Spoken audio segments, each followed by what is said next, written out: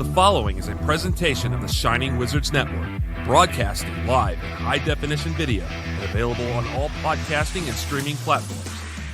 Follow us on social media at Wizards Podcast. Check out our merchandise at merch.shiningwizards.com. Do your Amazon shopping at amazon.shiningwizards.com.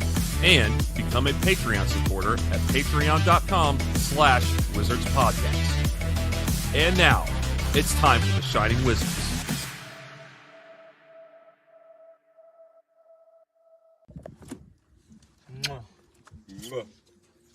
You're watching The Shining Wizard.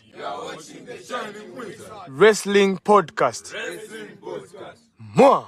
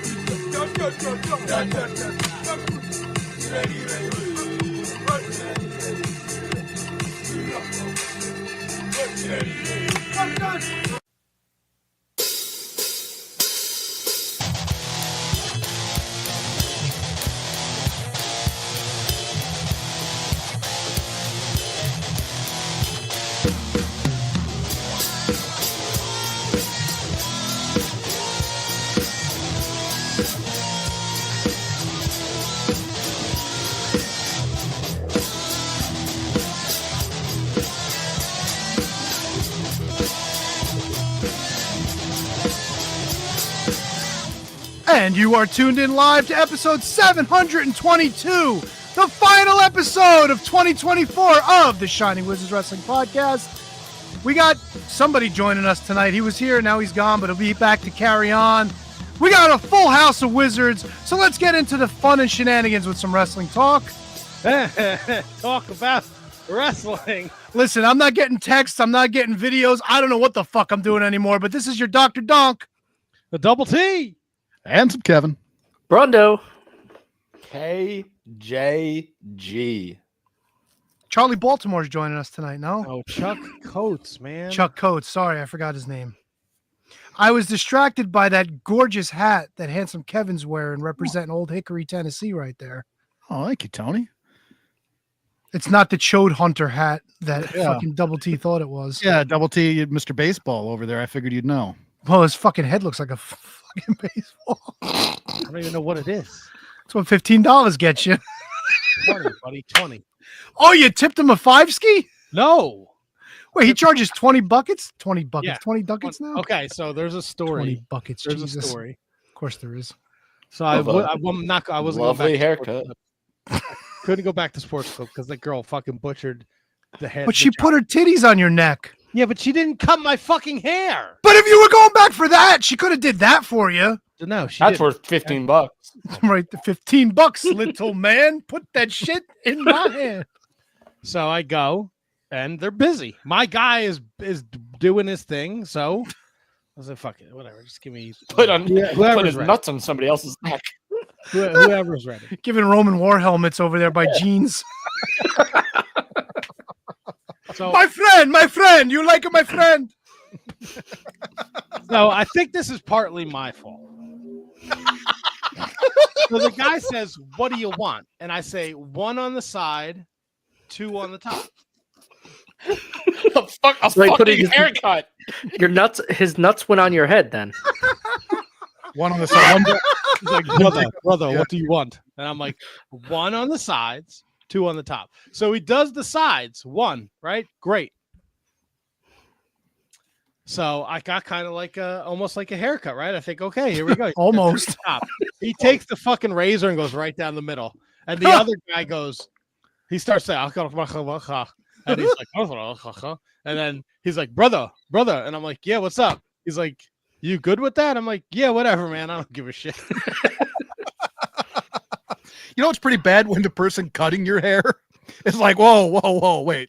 Are you okay with this haircut? It wasn't the guy cutting my hair. It was the guy who usually cuts my hair, who was cutting the guy's hair next to me. He noticed that the dude just went, "Bzz." And that should tell you something.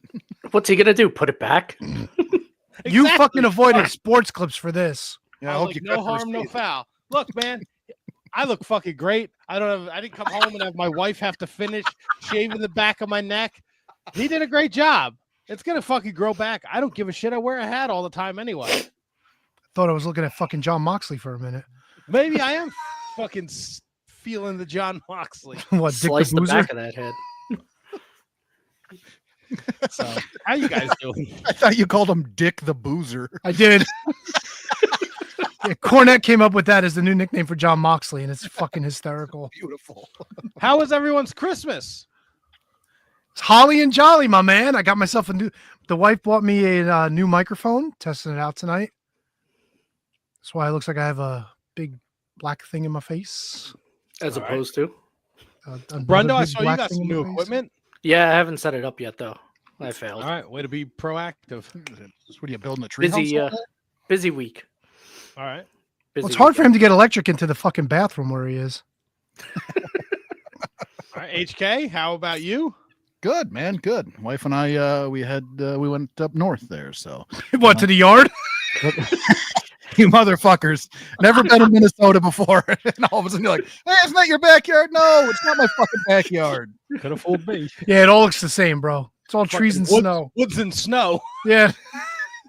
Big mix. Yeah.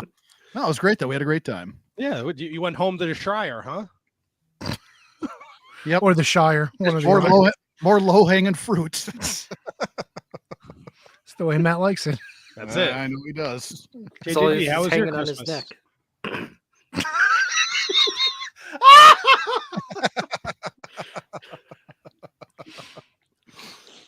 What about you, Double yep. P? Did you have a nice time? It was Yeah. awesome. It was Okay, great. Good. It was Did great. You get all the Finally. deodorant.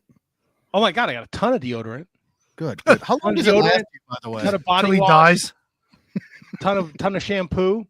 Okay. You want to eat it? Ah! Don't wear it. Don't need it. What else you got? How about some razors? You got razors too? No. I don't need a razor. What do you need deodorant for? What do you need I shampoo put for? deodorant on, shithead. God damn it. Why are we still having this fucking conversation? But finally, everybody listened to me and they just got me stuff off my Amazon wish list. So I got like more toys than I've ever gotten in my entire life. Ooh, what'd And you get? you're 40 what? 43. What'd you get? What'd you get? I got Monday Night War Series 1. I got all of them except for Austin. I don't have an extra, but yeah, good. All right, I got a bunch of I got a Rob Van Dam, a Dusty Rhodes, a Hollywood Hulk Hogan, a Lex Luger, a DDP, Nice. Funko Pops. I got a Hulk Hogan Sports Illustrated Funko Pop where it's right, him yep. in front of the cover. Yep. I got an Andre the Giant Princess Bride figure. Cool. Yeah, that's a good one. Nice. I got Lex Luger NWO figure. Okay. I got a bunch of wrestling books. Nice. And I got one of them gimmicks for my back windshield wiper where I attach it to it and it's the Macho Man dropping the elbow on Hulk Hogan. Yep. I got one of those too. It's amazing. Yeah, I fucking scored, man. I loved everything I got. Fucking great Christmas.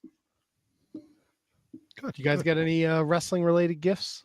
Yes, I got a wrestling superstore, I guess accessory pack with a folding chair and a breakaway table and a guardrail and a trash can and a ladder. Drew Gulak's going to have a lot to do this weekend. Fuck yeah. Any Fuck pants yeah. with strings? No. Oh, Well, I mean, I got one here, but Right. he only touches it when I let him. I said, that's enough. That's a no. What about you, HK? And the wrestling related thing, I got a package from Tropical that had Oh, yeah. more stuff than I can ever remember. He's such a solid guy. I love that Tropical. But that was the only wrestling related stuff that I got here near the holidays. This was from old Tropical. So my wife and I we're gonna head back to Mexico for the holidays next year. Huh. Got tired of being in the yard, huh? Front yard this time. Actually, I know Al's listening. I want to thank him again. He sent me the Bruno Sammartino Hall of Fame figure. Holy shit! From halfway across the world, Phil Ray is awake in Japan.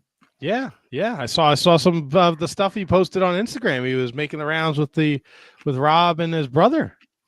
Yeah, Rob Black. No. What are they? Takeover Club? Bullet Club Rob. Yeah. Look at this. Brundo's got fam. Brundo sounds great. Let's fucking go Mets. Uncle Meatloaf. Yep, that's my uncle. Best John meatloaf Haney. you'll ever eat. Oh, I thought your nickname was Uncle Meatloaf. That would have been amazing. If your uncle is named Uncle Meatloaf, I wouldn't follow that statement up with best meatloaf you will ever eat. I would rephrase that right away. Brundo, you got any wrestling related gift to Rudy's? Just a nice button-up shirt with guys wrestling each other and like tiny little figures on it. So next time I go out, I'll look real great. Nice. Yeah. Great. Yeah, I asked my wife after I opened all my Christmas gifts. I said, "Do you and like the other people you work with, like, do you listen to them complain about like it's hard to find stuff for their significant other?" And you're like, "I married a fucking child. I just have to buy him fucking like fucking shampoo, soap, deodorant, and fucking toys." Buzz Lightyear toothbrush. You got me a new electric toothbrush.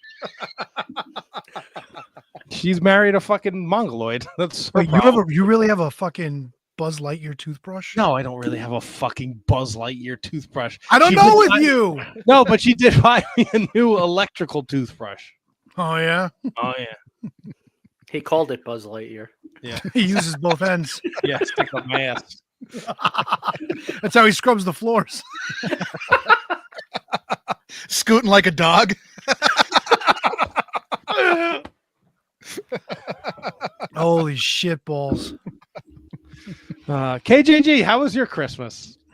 Christmas was fantastic, man. Good times with the family. You know, at this point, though, it's all about the kids and not us. So they were happy. So that's all that matters, you know. Good Did you times. score any wrestling related Christmas gifts? No, Man, I didn't. All right. I did not. Nothing. But doesn't mean it wasn't a success. I got this new microphone that I'm working with right here from the old Broski. Nice. So see how that works. Give it a old listen back. See how it turns out. But yeah, it was a great time. You sound It was magical nice to there, see. man. Thank you. It's nice to see the people in our lives. They support our podcast and they are buying us stuff to make it a better product. Dude, wasn't even expecting it. I was blown away. Like when I saw it, and then like you have to think like, oh no, is it gonna work?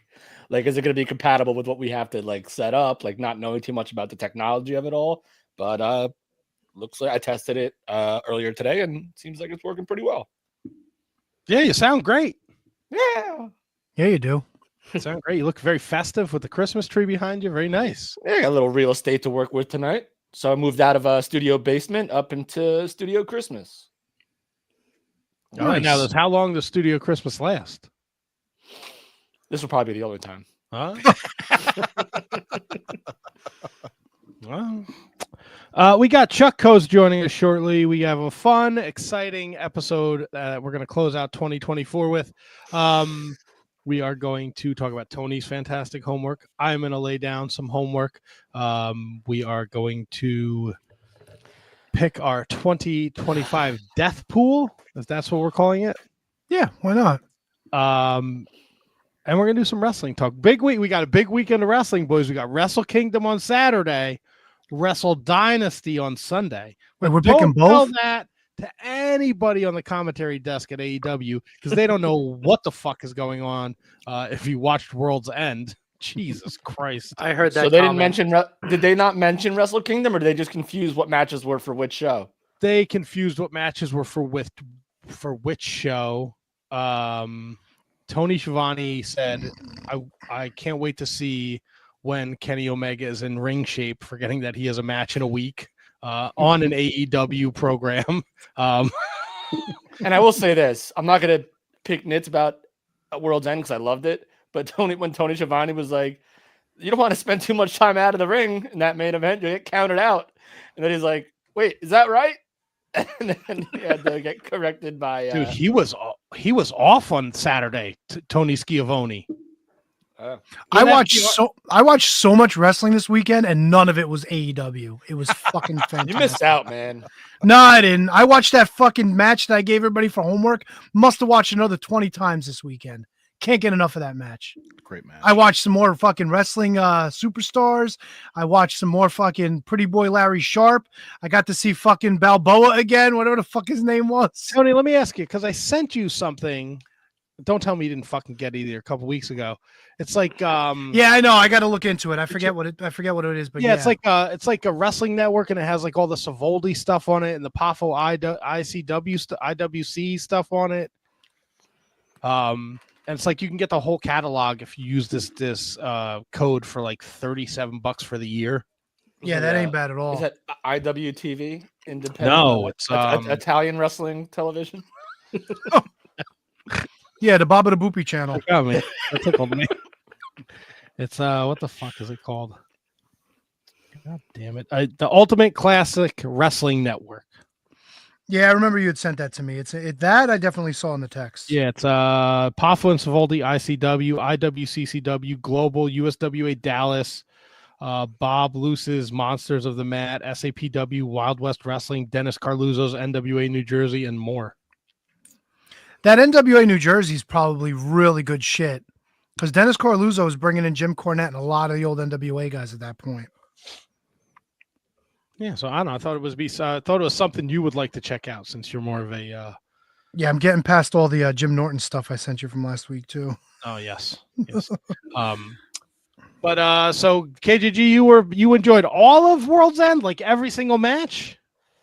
I mean, I can't honestly point blanket say every single match, but I didn't. So if there was one that I didn't like out of all of them, it was probably the main event. Okay. But other than that, I understand why they did what they did to lead up to the angle to close, which it is what it is, which was fine, I thought. But I don't think there was one thing on this show I did not enjoy. I mean, my favorite match of the night actually going until I think we all can say, I mean, maybe I'm speaking out of turn. Okada fucking Ospreay was just fucking off the wall, like incredible. It was a great match. Absolutely, like, dude, like I can't think of a better match, like in terms of just pure energy and pure like keeping me in than like that I saw that night. But up until then, my favorite match was actually the Tijuana death match. Tijuana death. I hated that. I loved that match. I hate it. I fucking look, man. Thunder was good. That was good stuff. Thunder Rose's father. He just looked fucking happy to be there. Mariah May's like yelling in his face, and he's like, "Oh, see, okay," like big fucking smiles, big mustache. I'm like, "Oh, come on, man, you got to be like, nah, because he's like, nah, you ain't got nothing on my kid. My kid's gonna show you. I don't need to show you. My kid's gonna show you." She didn't, but that's probably what he's thinking, as any good papa would do. I like that they went down to like 8 matches. Down to 8 matches, you mean? Yeah. Like I didn't watch the 0 hour shit. I just don't fucking care about any of that. You don't want to watch QT Marshall lose again? No. I watched it. I liked it. I liked some of the matches on 0 hour. That ain't, man. I was at work for 0 hour, and it's not like it's stuff I need to go back and watch. That's just the way I feel. Fair. I really look, man. I'm gonna catch a lot of shit for this when I say this. No, you're not. I really like the Mercedes Moné Statlander match. How could you not? She's been on a fucking roll. The match she had with Stat at Full Gear, the New Japan match she had a couple weeks ago, and this, like, they're probably 3 of her best matches all year. Why would you say that you would get shit for that? I'm waiting for one of these miserable shitheads to. Oh, from them? Oh, that doesn't matter. That doesn't. I didn't watch it, so I don't give a flying fuck. I'm done with AEW, dude. I don't care. All right, it's fair. I don't know. This show was good. Bet you it wasn't. And I'll say that the one thing that I might like less, MJF Adam Cole had some weird spots in it, which I felt like could have been done better, but I popped for like the group dynamic and the group hug at the end. So like I'm in for that. Like those guys. Yeah, look, as much as I don't like MJF's promo work, his heel work is fantastic. You're getting Taven and Bennett ejected from the match. It's like the way, the match starts and Cole wants to tie up and he fucking slides out of the ring and he's like, fuck you, you're not touching me. Although there's got to be somebody in AEW that tells these guys, like, work on the spray tan shit is out of control. It's either the light, bro. MJF's the color of his skin and his face look completely different than the rest of his body.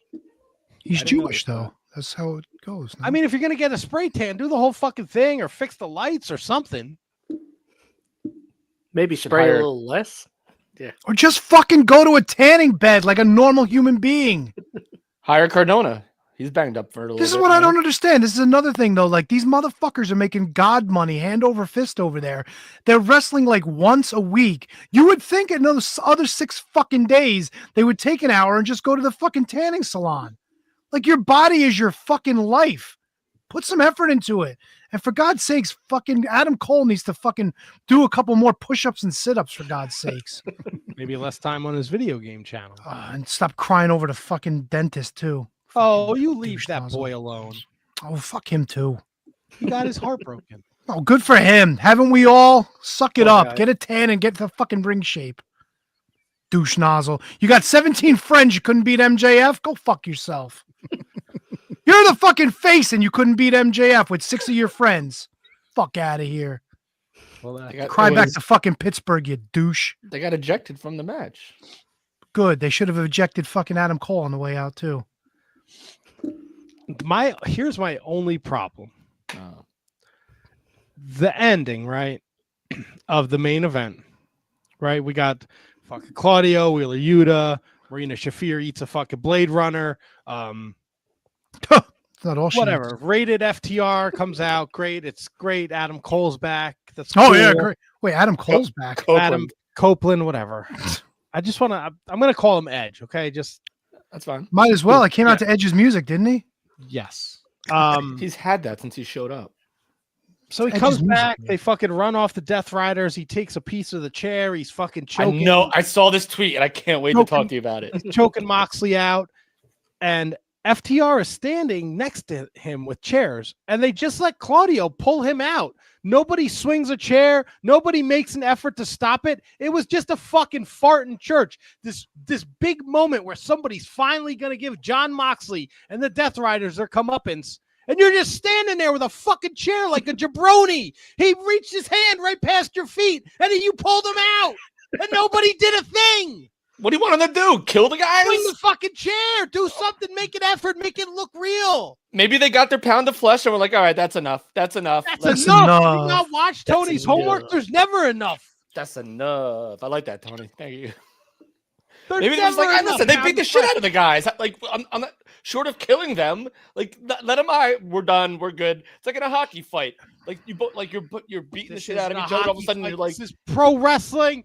The Death Riders are there to fucking destroy AEW. we still don't know what they're doing. Nobody Hey. knows what they're fucking doing. That's Maybe right. AEW's why. been dead for a year now. There's nothing left to destroy. I love. Listen, I love Dynamite too. Going into it, I watched Rampage, dude. I watched Oh, all yeah, AEW you like when this Taz week. came back? They didn't even pay that off. They just brought him fucking back. What, how you gonna, oh, what the payoff? Yeah, I gotta look at fucking Hook oh, and yeah. Christian Cage too. They still didn't blow off the feud, so why bring them back? For a fucking Christmas spectacular? Eat a You shit. You You can't know, even new say era it's starts. because what's his name? Excalibur sounded like he was dying on commentary. Oh yeah, Wednesday and last night it was Wednesday more so than last night. Wednesday or more Saturday so. night. It's you don't Yeah. have like 5 other guys you could throw out there. Come on. Dude, They got do. They Nigel. bring them in all the time. They fucking it's musical chairs. It's Nigel. It's Matt Minardi. It's Don Callis. It's fucking Riccaboni could have. Yeah. Riccaboni did Rampage because he The called last ever Rampage. That's right. Wait, Jared- Rampage is over? That's it. That's No it. more Rampage. She gone. Thank God. That's it. Now you can there'll be a simulcast. If you don't want to watch Dynamite Wednesday night on TNT or TBS, you can watch it on Max. Yeah, baby. I'm 2 excited. places I won't be watching it. So just so we can get it out of the way, Tony, when you text us the ratings Thursday, they're gonna be low because there's no way to keep track of who's watching on Max now. Well, a no excuse, huh? Yeah. No excuse, because the same thing's Yeah. going to happen with Netflix unless WWE PR learn from the NFL PR and they just add 70,000 views for fucking from out of nowhere. Sounds about right. The NFL has to release the ratings. WWE doesn't. Yes, the NFL also made up 70,000 extra views that are not accountable for. Well, when you're already doing millions upon millions, what's 70,000? I know. Why would you do? So why do it? There's got to be a reason. Yeah, Roger Goodell fucking sticking it in someone's asshole. Don't Have a knock it till football you game tried every it. day. What? What? What? I didn't say anything. No, this fucking. Hold on, wait, Matt. Here we go. This was like the best part right here. Hold on. Mariah May put Rosa through a table in front of her dad and pinned her. It was great. I was already out by that point. I didn't care. Yeah, but who gives a shit? Like why? Why would they just bring up her dad? Hey, her dad's here. Oh, you did a move in front of her dad. Oh, wonderful. Mariah May was going to make. He was going to be Thunder Rosa's new mommy. Oh, wonderful. When did this storyline happen? Last week? When you weren't watching. Like 2 weeks ago. Oh, great. Right I'm like after shoehorning into the holding the story when the sign. match is booked. Gives a shit. After the signs when she beat Mina Shirakawa. Were they doing this shit? Well, she beat her. Yeah, like a government mule or redhead Remember stepchild. Tony Storm came back. The what the fuck sign. And that's another thing. Tony Storm obviously has some sort of cognitive mental disability, and the fans are just cheering for her now.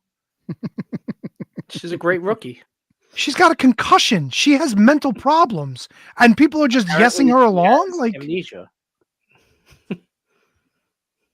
yeah, and people were worried about Cactus Jack. They didn't fucking. They were concerned about him. It's like send her out to the ring. Then again, they did the same shit with Matt Hardy, didn't they? So Cactus Jack fucking got- whoops, AEW. But Cactus Jack got lost in Cleveland. Yeah, but he wasn't wrestling. No, but he was lost in Cleveland. Have you ever been to Cleveland? It's a terrible place. Cleveland's down to awesome, bro. You ever see their Cleveland fucking town, brochures? No, it is not awesome. It is Fun times in Cleveland today. No, it's littered with homeless people. There's homeless people everywhere. There's homeless people on the steps of the Rock and Roll Hall of Fame. I heard their greatest export is crippling depression. They still have a lot of payphones. Our economy is based on LeBron James. The river catches on fire and all the fish have AIDS. You ever see the guy with 3 DUIs? Maybe you'll run into this guy.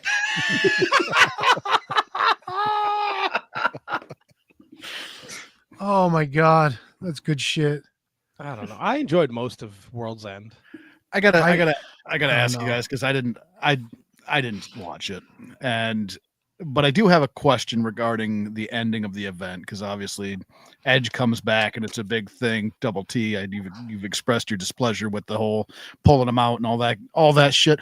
But Edge is gone, right? He shows up, he wrestles, he has a good little run. I don't know how long it was, 6-8 months, something like that. Then he's injured and he's gone. And then he comes back to fight the Death Riders. Now, he doesn't have years in the company, right? So he's showing up to fight off the Death Riders on his return. Wouldn't it, to me at least, it seems like it'd be more impactful if they use people that have been there since the start of the company. I mean, he was all rah for AEW before he left, too. He gave that big everybody should love AEW promo at one point. Right. So, Just read kinda makes sense. Dustin Rhodes' Twitter. You can get that as well. Yeah, just love wrestling, everyone. Right. But like, wouldn't it make more sense to have somebody that's been there from Yeah, like, they the did. start They of did. it? They fucking had Totally. Dobby. They had who was the other one? Pockets. Like those are your fucking originals. Jay White, Hangman Page. I mean, that was the match. Like that's why those were three guys. I know it was that- the match, but like I don't know. To me, it and they all seems like and they all started off like going after him, like as like a trio Mm-hmm. until Claudio and Wheeler, Utah had to get involved. yeah, it really seems to me at least seemed like a good spot for Kenny. Kenny Maybe came even- back earlier in the night. I know he did. It doesn't mean he can't come out there. You know what I mean? Like it seems gonna like run back. a better spot for somebody else. They're going to run back Kenny. Well, it's because they're doing this. The Fight for the Fallen is in North Carolina, where the floods were. He was already. They were going to have a mystery partner. Now it's just been told And that he's- it's going to be. And that's Adam where he Copeland. lives. So just seems like a better spot to me for someone to, even like a Jericho. He was there at the fucking launch. Jericho's too busy being a face in Ring of Honor. Hey guys. Which I made the mistake of watching Ring of Honor. I fast forwarded through most of it. And they're still going with this Athena Billy Starks thing. She's still with Athena. What do you mean with her? Like She's still part of her clique. Oh yeah. Yeah, it's fucking stupid, man. The one thing I would have done differently about Omega's return, I would rather have had Ospreay still in the ring when he came back, and have the three of them in the ring, like they're shaking each other's hands. And I didn't realize that, of course, that Omega was going to come back as an EVP and hand Okada the belt. But like to have Kenny Omega come back in while they're doing their thing and have like a three-way stare down, I thought that would have been really cool. But I get the point about Omega coming back as an EVP and Christopher Daniels laying out. Yeah, I mean, we're gonna get Omega Okada. I'm not gonna. I will speak for myself in KJG. Maybe Brundo, because he doesn't seem like he's full of vitriol and hate. But Not at all. I really do hope that like there's some like magical bean that Tony Khan eats and he can like turn things around in 2025. Tony Khan's never eaten a bean in his life. Let's fucking be real. What they left us with Saturday night at the end of the pay-per-view, like Edge is back, Kenny Omega's back. They've really been focusing on Fletcher and Daniel Garcia. The new version of Ricochet is awesome. I'm interested to see what happens with him and Swerve and the Hurt Syndicate. So and it might be my own fault. I'm hopeful that AEW can make some changes in 2025 and give us a better product. Well, I think we've all been hopeful for that for a while now. I mean, we lost Tony. Tony P punched out. Where'd you go, Tony? No, I mean, he's not watching AEW anymore. No, I don't give a. No, Is there anything AEW can do to bring Tony back short of another Shaquille O'Neal tag match? Yeah, Maki pudding Ito? matches, Jello matches, more titty action. Our guest is here. Do you guys want to bring in Miss? Oh no, he's not. He's not. He's, Fucking left. he's here. He's around. He's around. So your titty action was like, I'm out. Looks like he. Looks like No, not our titties, Chuck. Everybody else's. Like delicious titties, not like man fucking flab titties. Oh my god. Why? We got to clarify things, man. He don't know what he's walking into. No, he does not. Well, let's bring him in. Please. Fellas, what's happening? Yeah, just talking about titties, Chuck. How are you?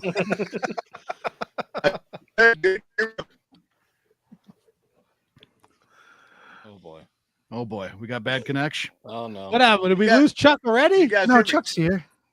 I'm here. There he is. Yeah. All right.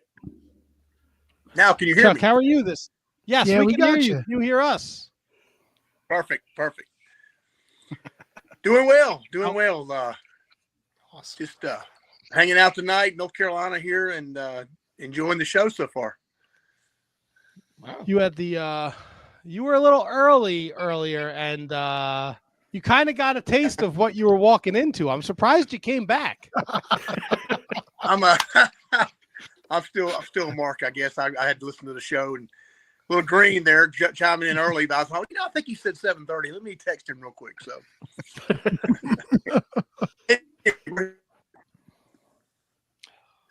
Oh no. Well,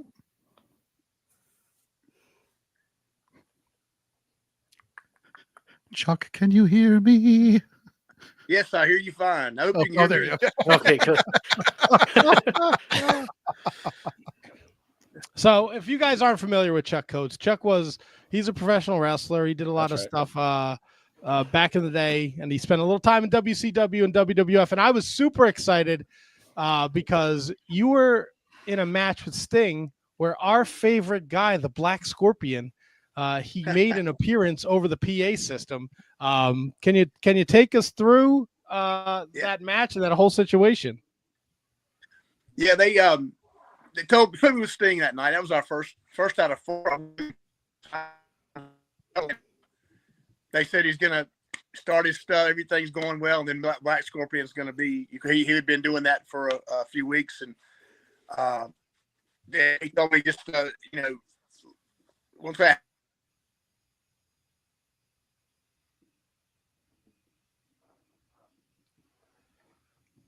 Back in the back, you had the headset. It had Ole on it, so we knew that was the Scorpion's voice. He did it. It was kind of awkward because he hit me with a clothesline and told me to stay down. I thought I sold it for like 30 seconds. And I was thinking, in real life, I would probably be coming up by now. So I got up and started to punch him. He hit his nose, and sold it more, and I'm trying to be realistic.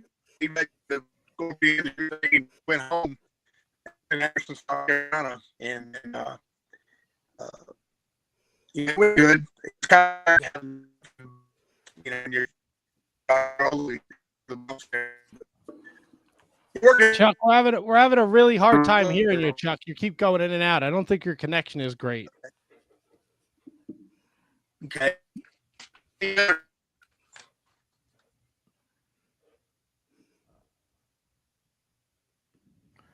Did he just dip?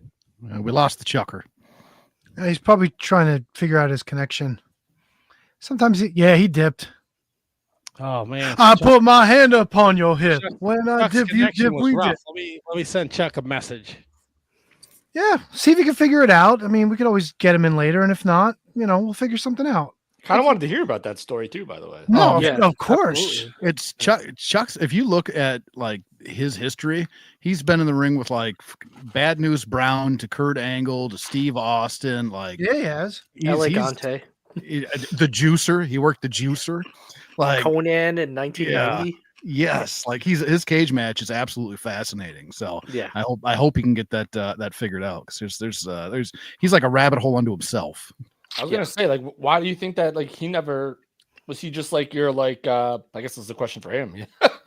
It looks like he's back. Let's try it again. He's frozen again. Well, we'll see if we can grab him. I'll bring him in. Let's try this. Can't Try get this no one more better than time. that, right?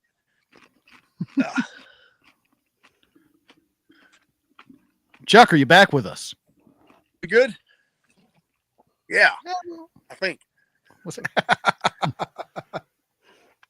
How can you guys hear me okay? Yeah. Yes. Yep. Yeah. I'm actually outside on my porch, so it's got to be, Oh, this got to be good here. You would think. So, how much did you hear about the Black Scorpion match? How much is it kind of breaking up? well, we heard you took a clothesline. Yeah, I took a clothesline. 30 seconds. I felt like it. And realistically, in a real match, you would probably make it back up by then. And so I got up and started to hit him. He nailed me again and said, "Stay down." So I think I made him mad, but I was trying to be real. I mean, you lay there. So it ended up finishing well. I don't even think he put the Scorpion on me. He just did the splash, if I'm not mistaken. And that was it. Of course, the whole point of the match was for the Black Scorpion to distract him. So we did that part well, I think. But it was kind of weird being a opposition trying to sell for the guy, make him look good, and be interrupted. It just kind of throws you off. But that last time he said, "Stay down," I just stayed down and let him take it home. I didn't want to make him mad, But, back then people halfway believed wrestling, and I was trying to just keep it real, Now you go from working with Sting to having the pleasure to work with El Gigante. Oh, wow. I gotta know, is there like, he's a towering man. Like, how does that work? And first of all, remember the Cuban assassin, Fidel Castro, I think his name. Yeah. He was his interpreter because he spoke no English. And when they put me with him, I knew he was finished. I knew what he was going to do, but he was telling me, and I said, and the enhancement, job guy, whatever. I didn't want to say too much, but he said, "What do you got in mind?" I said, "When he does the claw, have me come off the ropes and kind of come off the ropes and hit." Well, he said, "That's not a bad idea." So he kind of told him in Spanish, and he said, "Okay." So and just took me, almost power slammed me with my, and I should have done that because he busted my nose, but I was just I was trying to think of ways to get him over it better because the same old stuff. You catch him in the claw and he goes down and submits. And to me, I was trying to do something different. And, but that was very awkward. I mean, it wasn't much wrestling. They were just, at the time, I think, they were just making him, larger than life type character, sort of like Andre, but it just didn't go. It just seemed like it was the same thing every week, and people just didn't get into it, other than seeing this huge 7'7" guy. But I think what they were trying to do is run with it a little bit longer than they did. And I mean, he did Giant Gonzalez later. He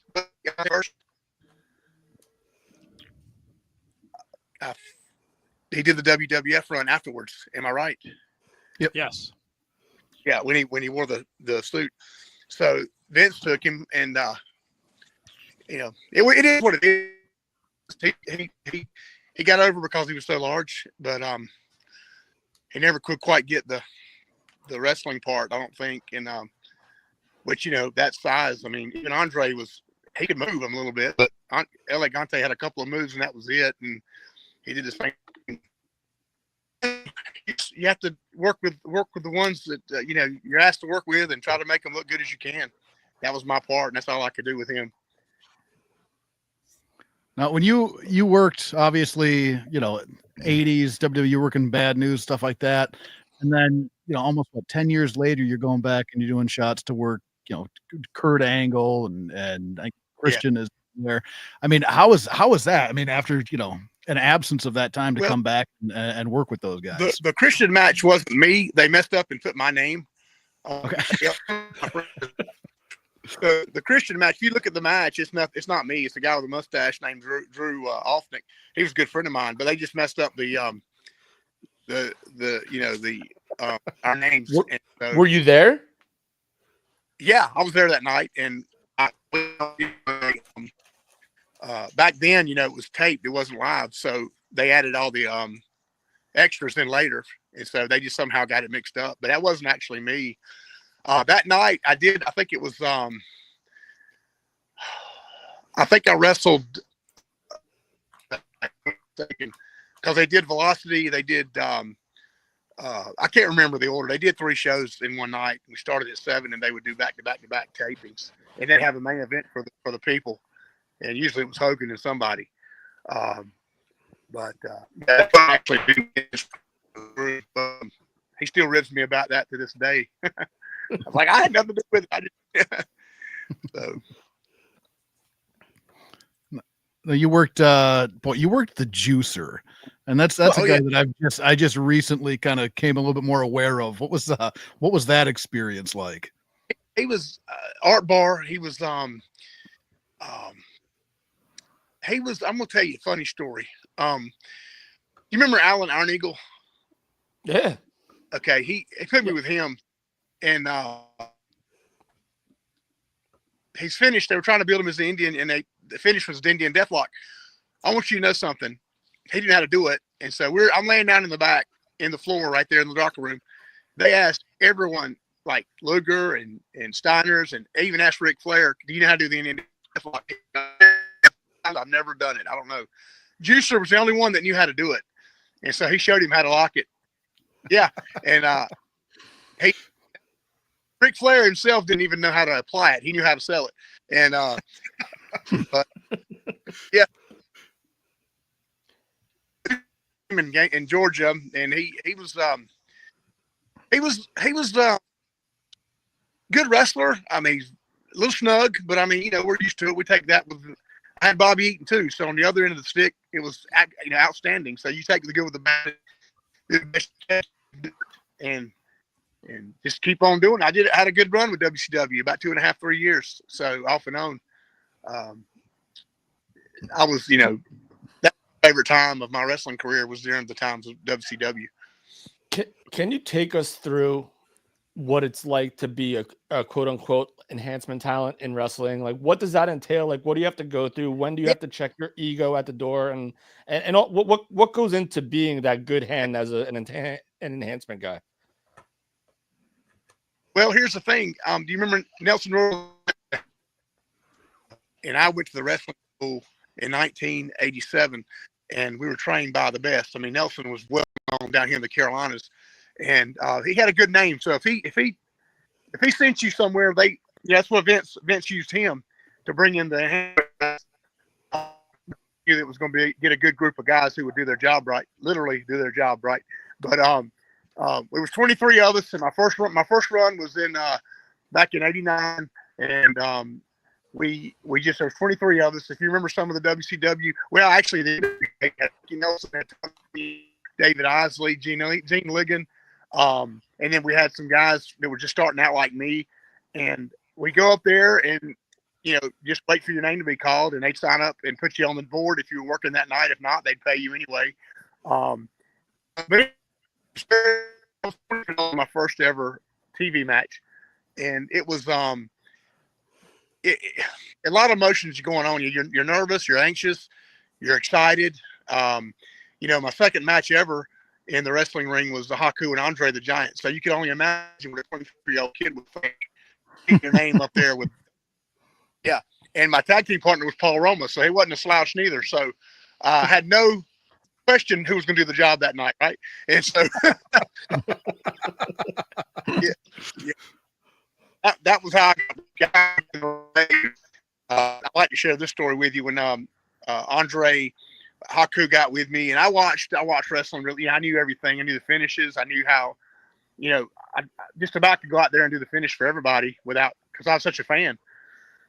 And Haku said, "Brother, do this. I'll tag Andre in." He said, "Get with Andre later, but don't." He said, "Do not bother him when he's playing cards." Well, Andre played cards from 2:00 till 7:00, and guess what? We were match, and we started at 7:00. So I hadn't talked to Andre the whole time. I said, Haku, is he going to be here? He'll be here before the match. And I'm literally 5 minutes to 7. I had not seen him, and here he comes in that deep voice. Where is he? I remember it like it was yesterday. Haku's got him by the arm. He's trying to find me. People standing around the monitor and all. He puts his big hand on my shoulder, and he says, "I give you a headbutt. Do not take bump." And I knew what he was talking about because he could grab my arms and let Haku kick me in the face. I said, "Okay, got you, man." And we did it. It was great. That's on YouTube also if you want to see that. But that went well, but it was terrible. I mean, I was scared to death. I thought, what if they're going to change it up? Don't want to tell me, I mean, I know this man. And the scariest part was seeing Andre walk up to give you that elbow, and you're thinking, if he misses by 6 feet to the butt, it's a drop, 500-pound drop, So that was kind of cool. But the fact that he played cards, drank 3 bottles of wine, and got out there and wrestled, it didn't even faze him. And got back after the match, we back at the card table, started dealing again. Chuck, from what we could hear, that sounded like quite the experience. I don't know if it's a connection on our end or on your end, but we are having a bit of a difficult time hearing you. I hate that, man, because I'm outside and I don't know what else to do.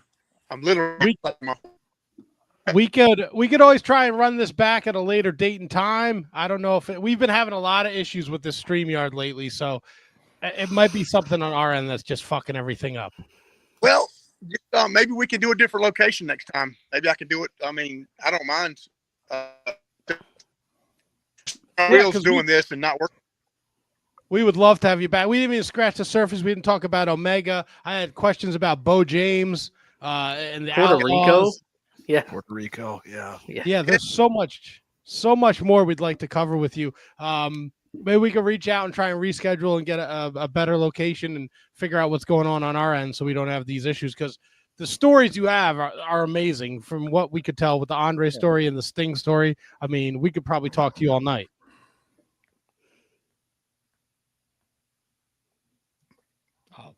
I think we lost him. Yeah.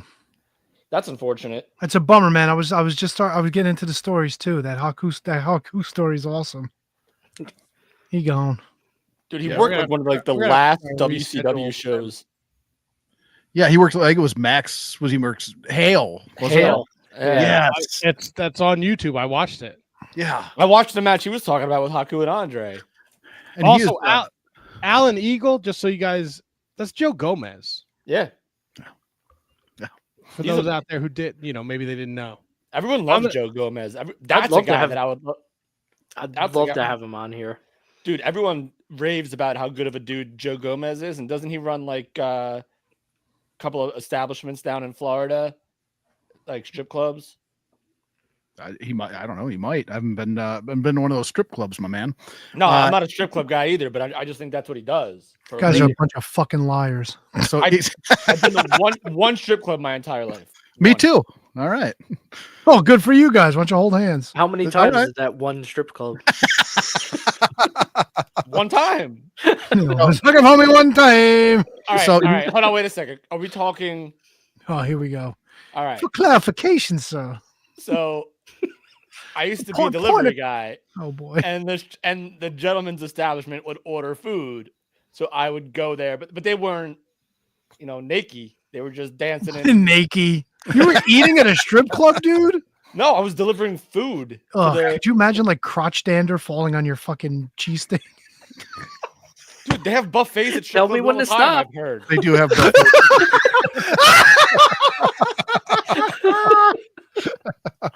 Yeah, speaking of peanut butter off the balls.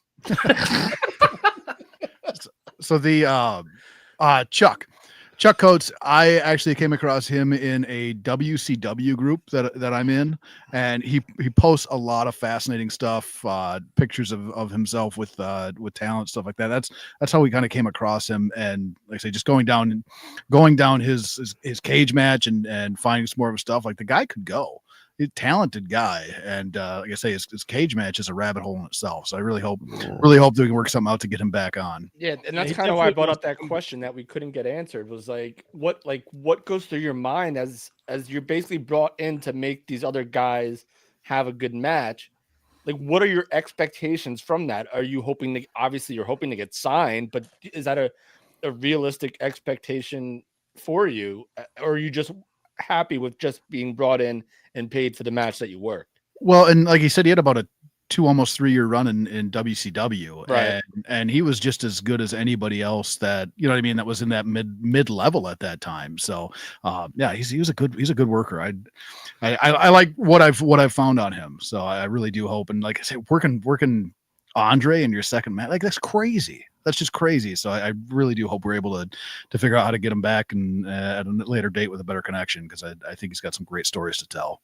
No, look, absolutely. And he, you think like, even as an underneath guy in WCW, like you work in the independents in like North Carolina, and you just throw like, as seen on WCW TV, like, yeah, they don't care. They know there's somebody from TV down at the local.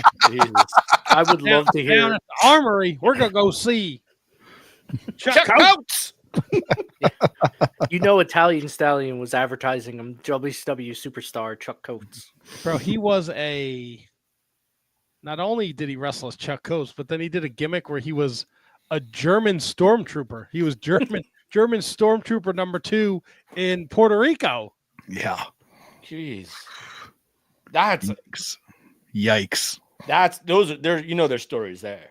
100%. I immediately reached out to him. He definitely wants to come back on and figure out when we can, get this where both connections are working. So we will have him back on, because, man, just the bits and pieces of the Sting and the Andre Haku story, like I think there's a lot there. Yeah, it's just unfortunate when we get these guys that like have been around the business for so long, we just can't get like the connections to work. Like Brian Blair, we just couldn't. It just wasn't working at the time, and now Chuck Coates, 2 guys that could literally.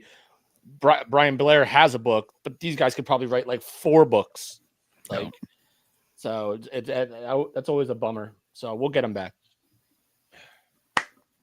We will get him on. Tony went undefeated at World's End. I know we're not going to necessarily talk about. I don't think That's the there's anything thing. else we need to cover from the paper. We don't really go in depth on AEW, right? And it kind of bores some of the people on the podcast. So Hey, I won. What is there to say? Right. You went 11-0. You are now 2 games behind KJG. Oh no. Didn't watch one match. And we got Wrestle Kingdom this weekend and Wrestle Dynasty. Well, I am a Japanese expert, so KJG might be in trouble. Are you prepared for the card? I'm Gives a nervous. shit. Yeah. All right. Give me the I mean, card. who gives a shit? Come on, man. Give me the card. All right, we got your Is main fucking event. Q-Tip defending the world title? How fucking disrespectful. Oh, fuck Jay White too. How do you like that, man? No. Don't be. No. What Don't is fuck Zack Jay Sabre White. Jr.? Wait, what do you got? Jay White needs to be fucked too. You know. What's your problem with Zack Sabre Jr.? He looks like a Q-Tip.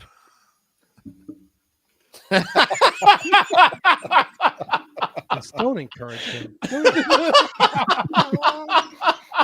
Well, your IWGP World Heavyweight Champion Zack Sabre Jr. defends the title against Nothing heavyweight about him. It should be the IWGP Need Some Weight Championship. Naito against Hiromu. Wait, I thought Naito was retiring. I thought he was all crippled and shit. He's not retiring. Tanahashi is on his retirement tour. Go They Ace. never retire over there. Tanahashi's wrestling Evil.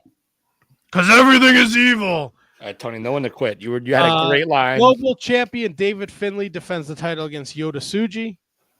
The IWGP Junior champion Doki defends against El Desperado. Shingo Takagi defends the Never Openweight Championship against Takeshita. Wait, he still has the Never Openweight title? I feel like he's had that forever, no? He just won it back a couple months ago. Oh, so then he's going to lose. So wait, it's not so Takeshita's belt's not on the line at Wrestle Kingdom. Yes, Takeshita's belt is on the line. So what belt does Shingo is the never Openweight champion. double title match? Yes, the winner will face Big Tom Ishii the next night at Wrestle Dynasty. The human potato.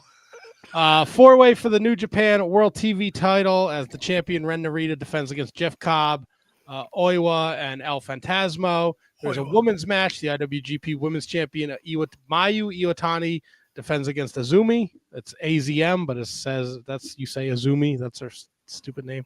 4-way Tokyo Terror ladder match. The IWGP Junior Heavyweight Tag Team Champions Kushida and Kevin Knight defends against Robbie Eagles Fujita, TJP and Akira, and Clark Connors and Driller Maloney. Ladder matches. Are those common in They're not.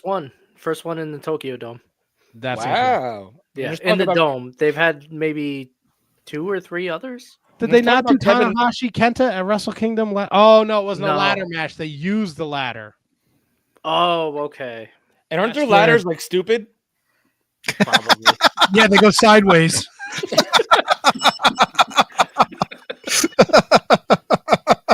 Aren't their ladders just like their tables are stupid, Matt's right? fucking frozen Yeah. like a Chinaman with his fucking teeth. Their tables are stupid. Like compared to like Yeah. Yeah, they're used to. I think their yeah. ladders are the same way. Yeah, their tables look like ladders, and their ladders go sideways. There you go. Can't wait for that one. And then the next night at Wrestle Dynasty, Kenny Omega, Gabe Kidd, Zack Sabre Jr., Ricochet, Shota Umino, Claudio, David Finlay, Brody King, Tsuji, Jack Perry, either Shingo or Takeshita against Big Tom. Great O'Khan and a mystery partner take on the Young Bucks. The New Japan Strong Women's and RPW Undisputed Women's British double title match. Mercedes Moné against Mina Shirakawa. A Lucha Gauntlet match featuring talent from CMLL and New Japan. And to kick off the show, you'll see Dustin and Sammy Guevara against Kanemaru and Sho. And the Women's International Cup as Momo Watanabe, Willow Nightingale, Athena, and Paris Phone. Persephone. Paris phone. Paris phone. Brenda, write that down. Brenda, Yes, write please. that down. Ring, Paris- ring, ring, ring, ring, ring, ring, Ring, ring, Paris Paris phone. phone. That's Persephone. Paris phone. Is there any scuttlebutt to who Great O'Khan's partner is going to be? Is it going to be like a big deal, or is it just going to be like someone on the roster? It's gonna be the Belgium cell. It's gonna be Paris phone. That'd be great if it was Oleg Bolton. I don't know who it's gonna be. Yo, Kevin, they would spell the name like Cell, like Belgium, like SELL. Like you better, fucking sell. Why do you know No. that's Persephone? Because it's Persephone. I do my research, you fuck. Isn't that a city in Jersey? What do you think? We do a wrestling podcast? I don't know what the fuck I'm talking about. Oh, those Come are on, drops. Oh my god! I thought I was frozen again. What was a drop? Am I frozen again? What the Yes. fuck are you talking about? Wait, is Kevin moving? I don't see him. Oh no. Yeah, he's moving. He moved Yeah, his he's moving. hands. All right. Oh. Because I do my What did research. you think was a drop? Because I do my research. He was saying that while he was adjusting the. Oh, because it's a hangy gimmick. All right. Gwen Stefani, will you pee-pee on me? I That's wish a you drop. would. That'd be droplets, sir. Tony's got a new setup too, so it kind of threw me off when he was talking while adjusting the microphone. So yeah, we got some picks we're gonna make this weekend, and then we have to make them like Friday night. We're gonna have to pick for the Saturday show, and Saturday night we're gonna pick for the Sunday show. Can I just pick Larry? Be done. No, come on, man. There's like a couple pay-per-views left. Make some sort of an effort. All right. No, you shouldn't. You should be Because picking. look, there's some scuttlebutt. I heard about this. Picks might be going away next year unless somebody wins it and decides that is the punishment. That is the stupidest fucking thing I've ever heard you say, and you've said a lot of dumb No. shit over the years. No, because if I win, that's going to be the punishment. But there's going to be parameters to it. We're not going to pick every fucking. We're not going to pick every fucking show that there is. We're going to stick it to certain companies. That's Just what we're stick gonna with just NWA. do. just Sam Hine. That's all we're picking next Sam year. Hine. I would do that. I would pick WoW every fucking week for 52 weeks.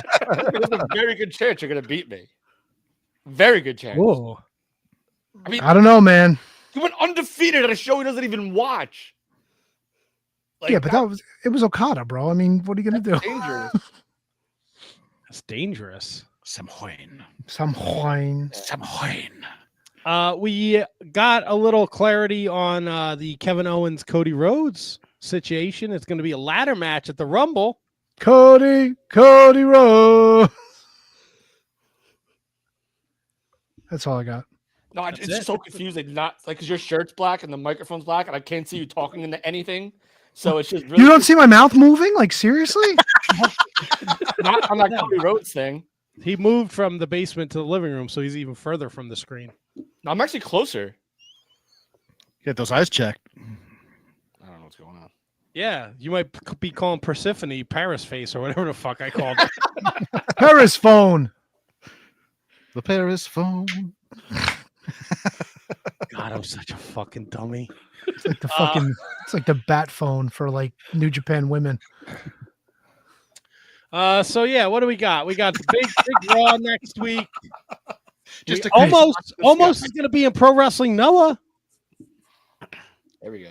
I think that's Almost like what? He went halfway there and he turned around. Yeah, I saw a video of him. I think it was yesterday, walking the streets, Oh, that was wild. and you could see him like blocks away, just towering over people. It was nuts. That guy's a monster. Yeah, I think that's a perfect place for him. Japan? Like for wrestling. For wrestling. Right? Now let me Oh no. ask you this: Oh no. who are they more afraid of, Omos or Phil Rhea? Size has got to be almost, but there's other intangibles for Phil Rhea. Depends who was sitting next to both of them on the flight. The Over. horizontal or the vertical? It depends. What scares them?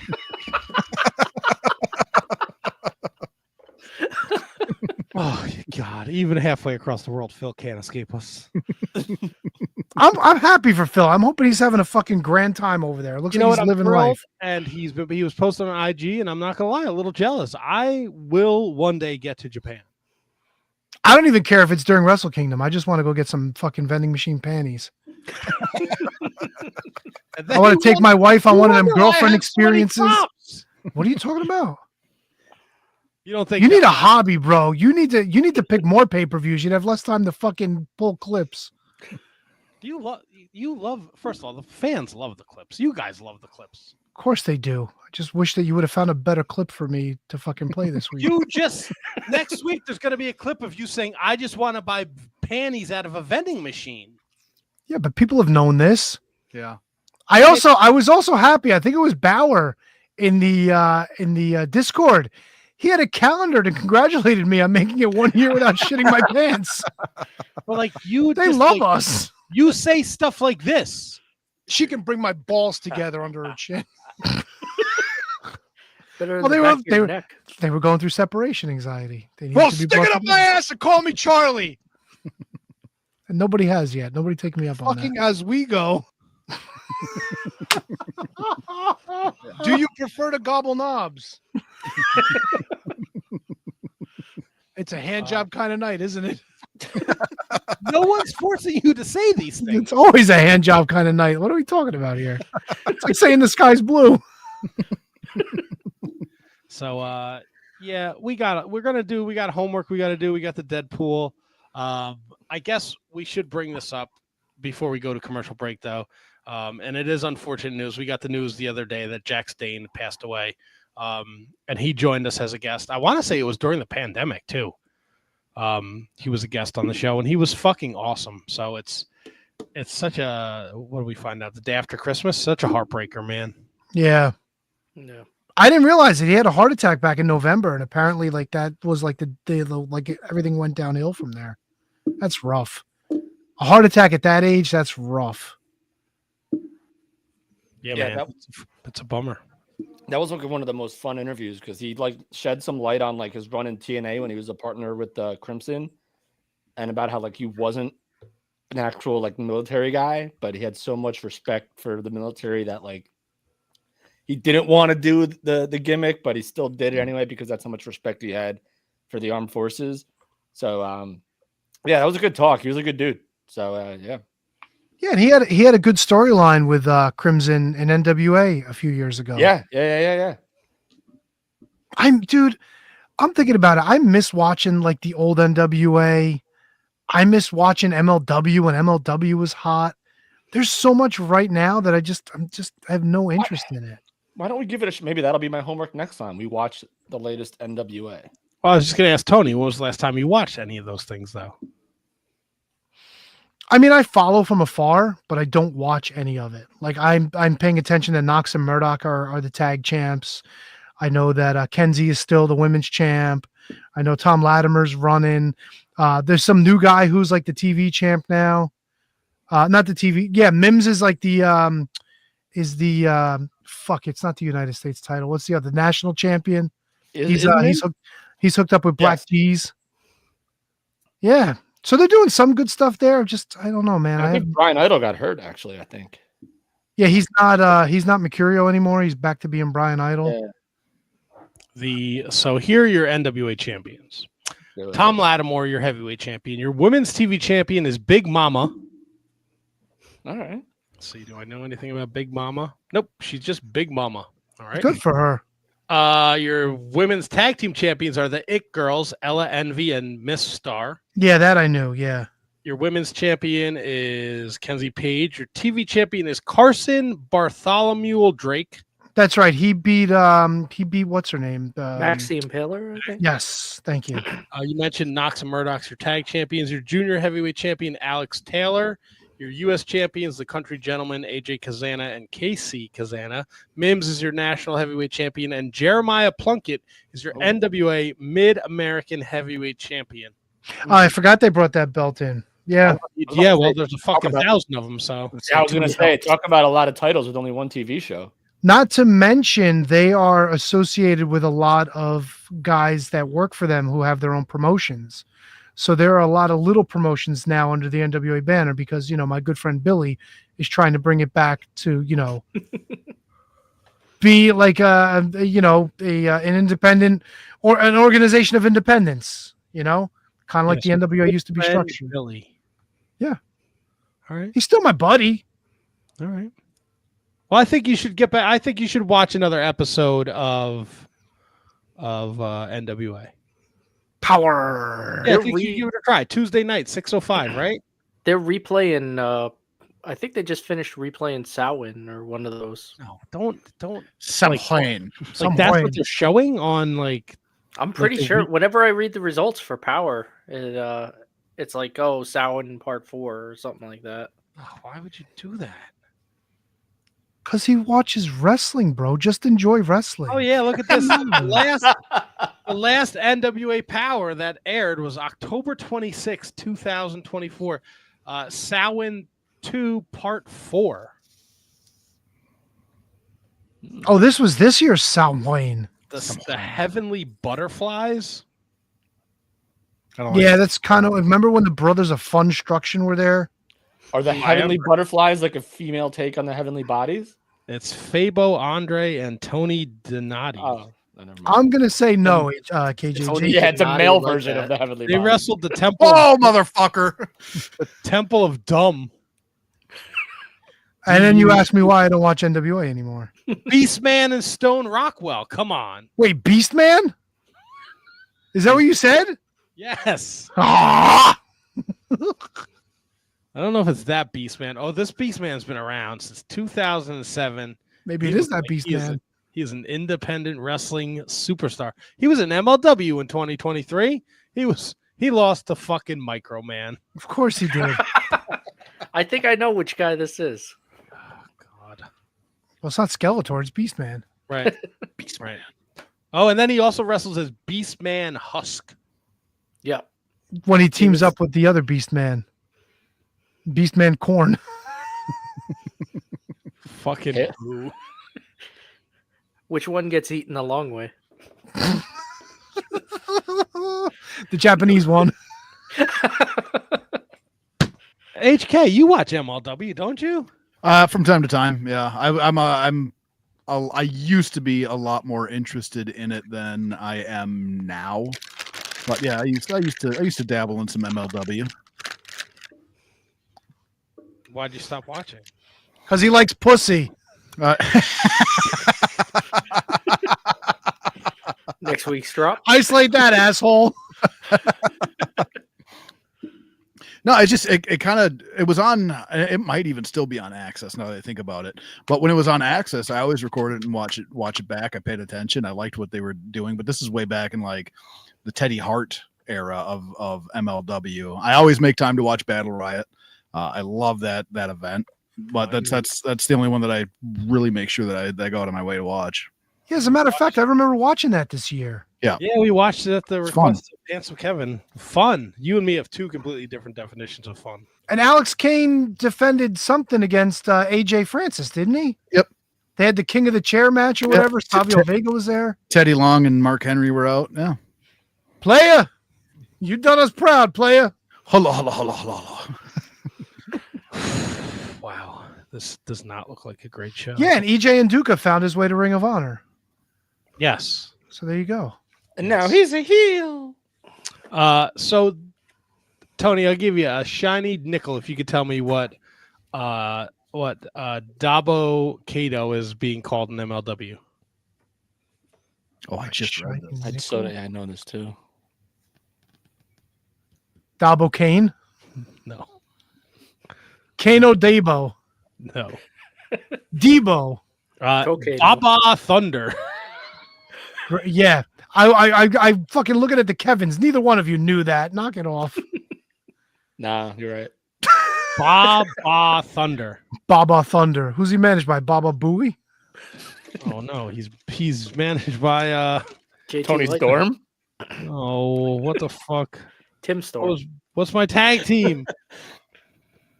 High voltage. Thunder and Lightning. Oh no, we can Heavenly name an Bodies. episode after him. We've named episodes after lots of people. It was recent. Saba Simba.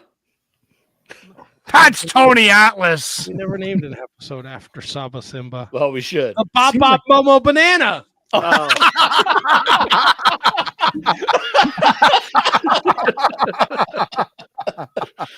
Fucking Bob Bob Momo Banana.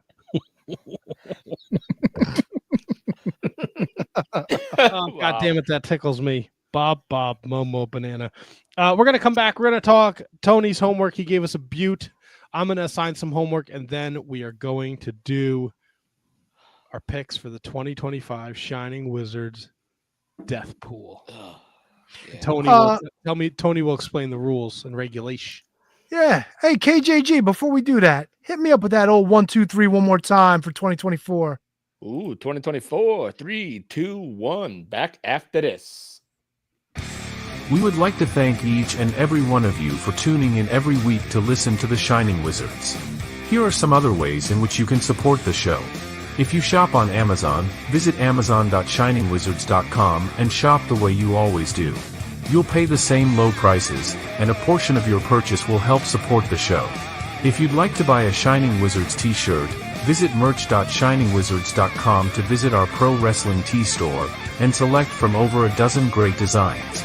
You can also become a Patreon supporter at patreon.shiningwizards.com, where we offer bonus content, producer credits, special legend shows where you participate in the show, and so much more. Continue to listen to us wherever you listen to podcasts and watch the show live on social media. Don't forget to like, rate, review and subscribe. Your continued support helps us to keep bringing you the best in professional wrestling podcasting.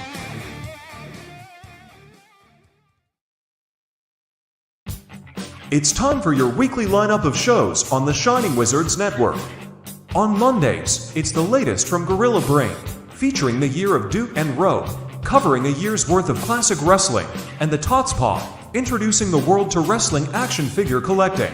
Also on Mondays, it's 30 Screams or Less, a weekly review of horror movies in 30 minutes or less. Rounding out Mondays, it's the Shining Wizards, covering everything in the world of pro wrestling.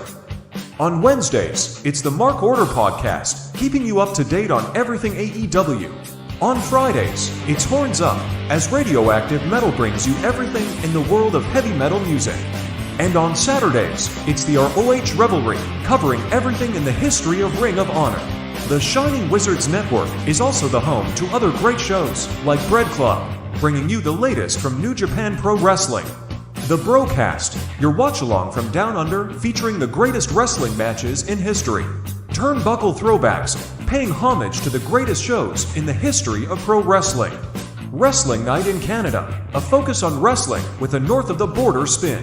Going Underground, taking you back to everything in the history of Lucha Underground. An inconclusive breakdown, keeping you up to date on everything happening in the world. Enjoy all of the amazing shows on the Shining Wizards Network, available wherever you listen to podcasts and at shiningwizardsnetwork.com.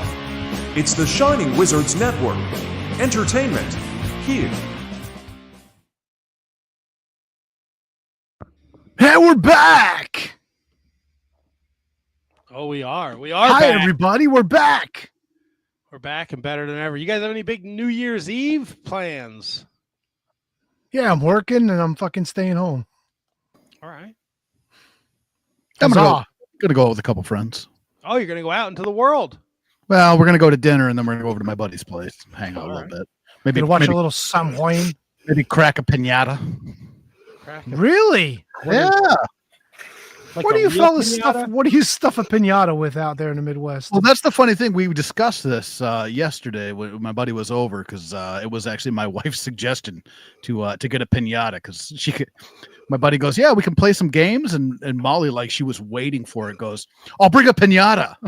I was like, perfect. We'll bring a pinata, and he's like, "What are we gonna stuff it with?" And I went, frozen dog shit from out back." I'll let your wife go first. But yeah, we'll see. We'll see. That's kind of mean. Yeah, well, you blindfold her and let the shit fall on top of her. Yeah, it's the whole thing. It's the whole thing. Now, Balls- would you stuff it with typical like candies and things like that, or do you go more adult where you put in dildos. like dildos or maybe like penis shaped like lollipops and things like that? Yeah, Maybe some rubbers, yeah, maybe some rubbers. some Don't fucking do, Plan Bs. Don't do the tiny liquor bottles. That's a crash waiting to happen. That's Yeah, happening. well, you get in the goo a lot.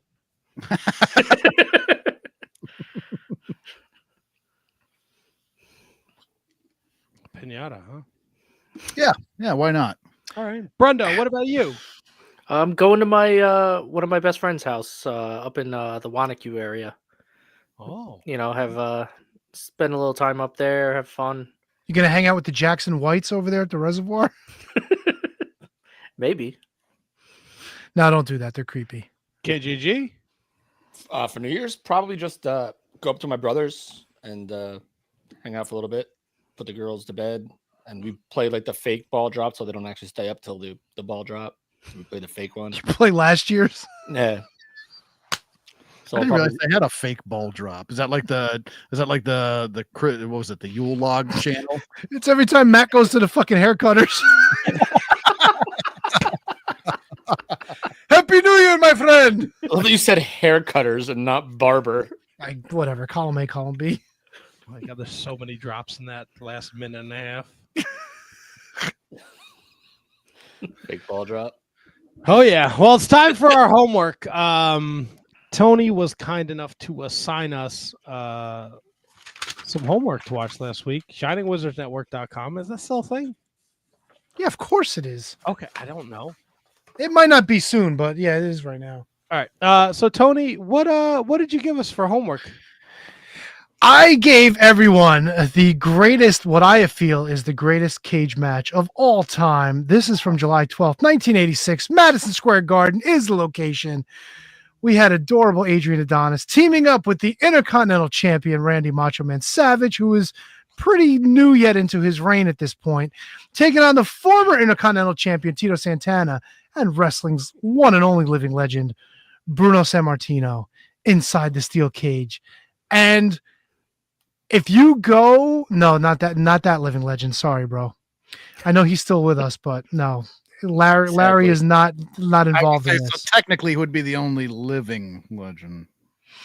Now, the great thing about this is there was a little bit of a build-up to it, right? So, like a couple of months earlier at MSG, Tito Santana had one of his rematches against Randy Savage to try to win the Intercontinental title back, but Savage kind of fucked him over when he took a shot at the referee and got himself disqualified. So what do? The next month, they bring in special troubleshooting referee Bruno Sammartino to handle the title match, the return match. And what happens during that match? Adrian Adonis comes out and Pearl Harbor's Bruno, and it sets up this tag match inside the steel cage. So nobody can interfere. Nobody else can get involved. It's 2-on-2. And starting it off, what did you guys think of Howard Finkel being in the ring, making the announcements, and then getting out of the ring so that this way the wrestlers can make their entrance and get in and just like hit the road running? I thought it was kind of unique, right? I loved it. Yeah, Go ahead. Oh, sorry, Tony. I'm with you, HK. It made perfect sense. Get all the introductions out of the way. Get him out of the ring. So once all four men are in the ring, you lock that cage and you let it rip. Yeah, and that's where I come in because I actually took some notes for this, and the fact that it seemed like an actual legit fight right off the bat. Like there was nothing pretty about the way this match started. Like it was just absolutely like balls to the wall. All right, we're fighting now. Adrian Adonis throws his gimmick up over the cage and then actually flies out over the cage. Doesn't get stuck on or anything like that. They're in it for blood, and it was just that start of the match. I made a point to note was awesome. Yeah, I like how Savage starts attacking Bruno as soon as he starts getting in the cage, and he didn't even take his robe off at that point. And then at one point, Bruno just has the comeback on him, and when he throws Savage off the ropes, Savage quick puts the foot up to block it and then throws his robe off to try to get out of it. And then as soon as he throws the robe off, the cage is open and he makes a dart for the door. The one thing that I can criticize, and it's not the wrestler's fault, there were quite a few times they were focused on the action at the door and they missed some really big spots that were going on in the background. Like you can hear the crowd popping. I know when Bruno was trying to keep Savage from getting out, Tito had thrown Adonis into the cage and the crowd erupted. And then Bruno just waist locks Savage and just throws him back into the ring. So they're all kind of in a pile again. Just nonstop, no matter where you look. There was not a lot of like resting, sitting around in this thing. Savage and Tito both joined the gig club, unfortunately both on camera if you're paying attention. Bro, Savage. Yeah, I saw Savage. Yeah. I'll tell you, for all the stories you hear about the way he plans out a match, yeah, he was not even trying to hide it. No, he wasn't. Yeah. Rolling right over. Tito wasn't as bad. When Tito ate the cage, it wasn't as bad. Like you could still see him do it. Yeah, but Savage was like he cut himself, and then when Tito was throwing him in again, he was cutting himself again before he hit the cage, and then after he came down off the cage. Yeah, and to your point before, like with missing stuff, it didn't help the way Lord Alfred Hayes and Gorilla would react to what they're seeing, right? Because they're at ringside, so they're probably not. I mean, I know Jim Ross said he always watched the monitors, but I don't know if they were watching the monitors or the action. They had to be watching what was in the ring versus what was on the monitor in front of them because they were reacting to stuff that we weren't seeing. And I was like, I want to fucking see it. Yeah. It's unfortunate the way it was. You wonder if there's footage from the other cameras that may have maybe picked up on it, but you know, who thought to maybe keep it or to go back to add it in, stuff like that. There was a lot of great stuff. Adonis was climbing out at one point, and Bruno just like crotches him on the top rope. Lord Alfred's worried about his loins, and Gorilla hits us with he became a soprano line again, and Bruno's just fucking yanking the rope up and down. Adonis is bobbing up and down. It was so fucking good. There was a lot of good stuff there. And at one point, Adonis ran to the corner. Was it Adonis? Yeah. And Bruno just fucking walks up behind him with his hands on his hips, shaking his head like, look at this fuck. Where's he going? And just reaches up and starts pulling him down again. Shit like that. Like when they're actually like thinking about their game plan and you could like see them like reacting to each other, made it so much better. So much better. And I know HK wants to say something, but to that point, before I forget, there was a spot in the match where Macho Man does the double axe handle on Tito Santana, and before he could even get up, Bruno Sammartino comes over and puts him in a Boston Crab. Like he's still not up from delivering a move, and before he can, Bruno Sammartino comes over and puts him in the Boston Crab while he's down. I thought that was like brilliant. And you know what else was classic that I really liked? Savage had Tito down at one point, and you know how he jumps in the air and then he claps and then he hits the knee on the guy? I was so glad to see that spot. That is so traditional Savage. More coming off like with the axe handles and whatnot, but he just stands over the guy, leaps in the air, and then he hits him with the knee. Sorry, not a Boston Crab. It was a camel clutch. It was it was sort of like he had the chin lock on him. He had the chin lock. Yeah, he had the double axe handle, and then Bruno comes right in and like just with no wasted motion out of Bruno. Or at one point where Adonis was trying to get out of the cage and he's clawing at the steps and he rips the top of the steps off. And Gorilla's like, look at this. Oh my God. Oh, Bruno even used the weapon. Savage's bandana was in the ring, and at one point it just happened to be where he was. So he picked it up and he wrapped it around his throat. But it was beautiful. Like he didn't go looking for it. It just happened to be there where he was. So he picked it up and put it to good use. This couldn't have been better, man. It was so much fun to watch. So much shit going on. It's an incredible match. And like Double T was talking about commentary. And the funny thing, like I was so into what was happening in the ring, I couldn't tell you one line that Alfred or Monsoon had. You know what I mean? Like the commentary a lot of times, is there obviously not even a lot of times. It's there to help enhance the match. But I was so fixated on what was happening in the ring.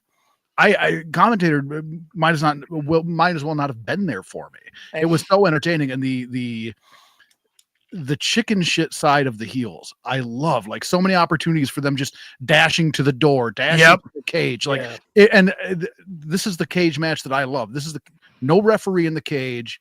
You got to get out to win. Like, and that's the way every cage match fucking should be.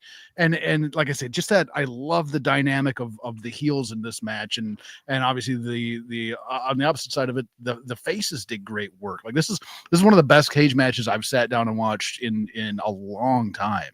I honestly, and Tony, I couldn't agree more with what HK just said, because like you can't help but draw comparisons to the cage matches you watch today when you watch this.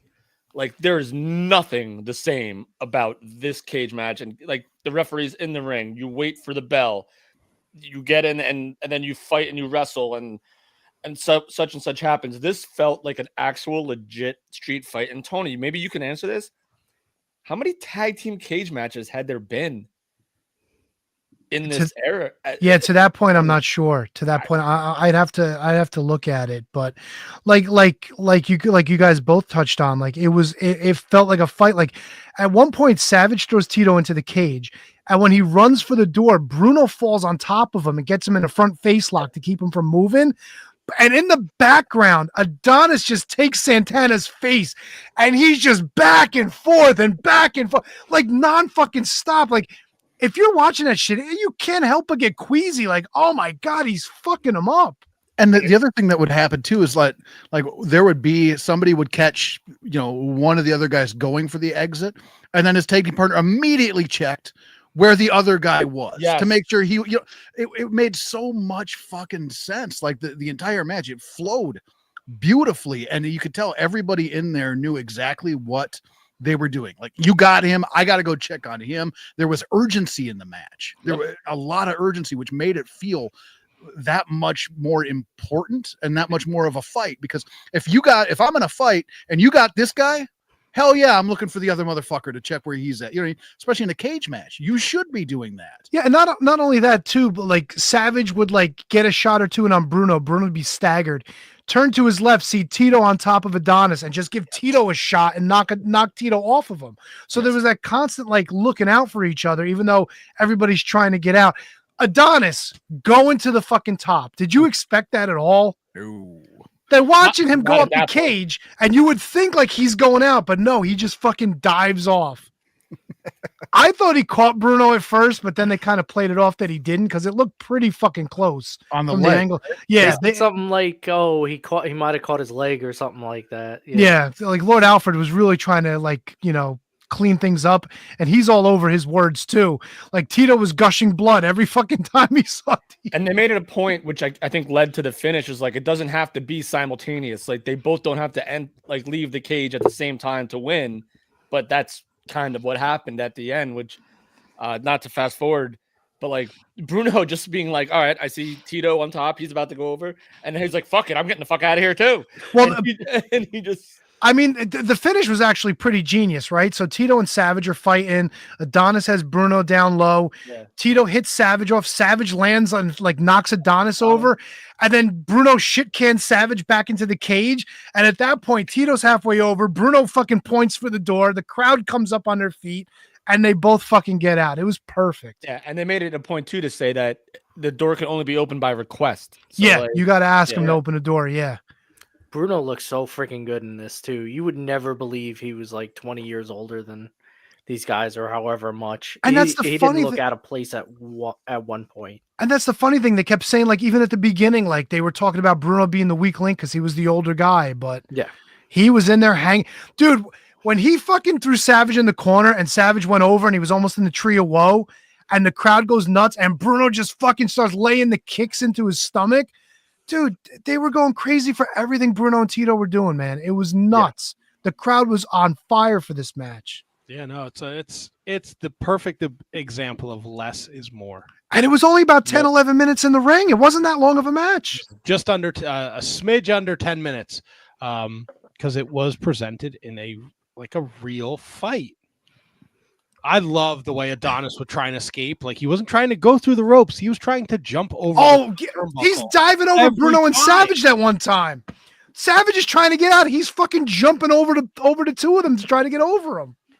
And this kind of reminded me, like, this wasn't like peak Adrian Adonis, but this was like peak character Adrian Adonis. Like, this was like, but it was just like, oh man, he was in such like terrible shape, but to still do the things that you guys just said that he did was like, just made the match like, guys wearing like pink and flowers and just reminds you how great of a character he was.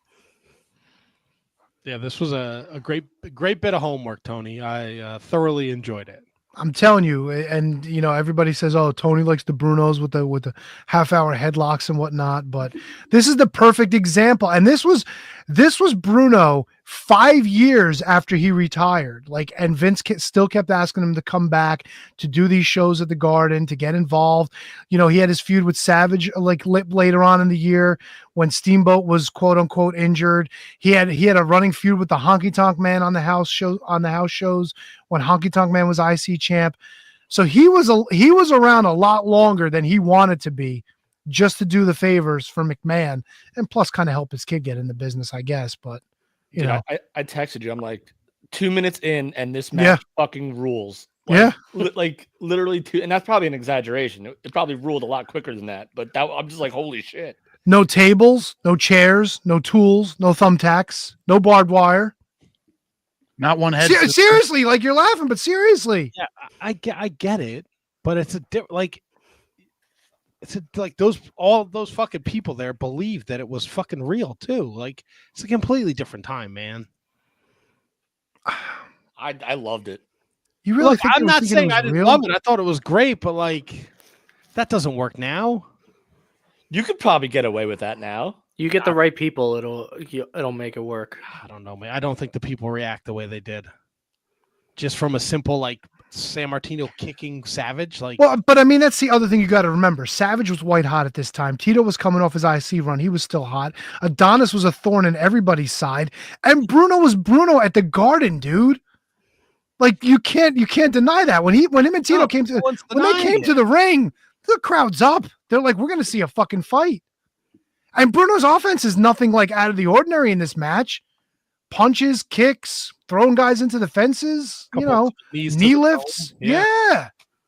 And more times out of not, like he was the guy that noticed something was wrong and realized that he had to adjust and come and help his partner or take whoever was the open man, if you will. Like so, Bro, Bruno was also. What did you say too? Like this was his first time at the Garden in what 5 years?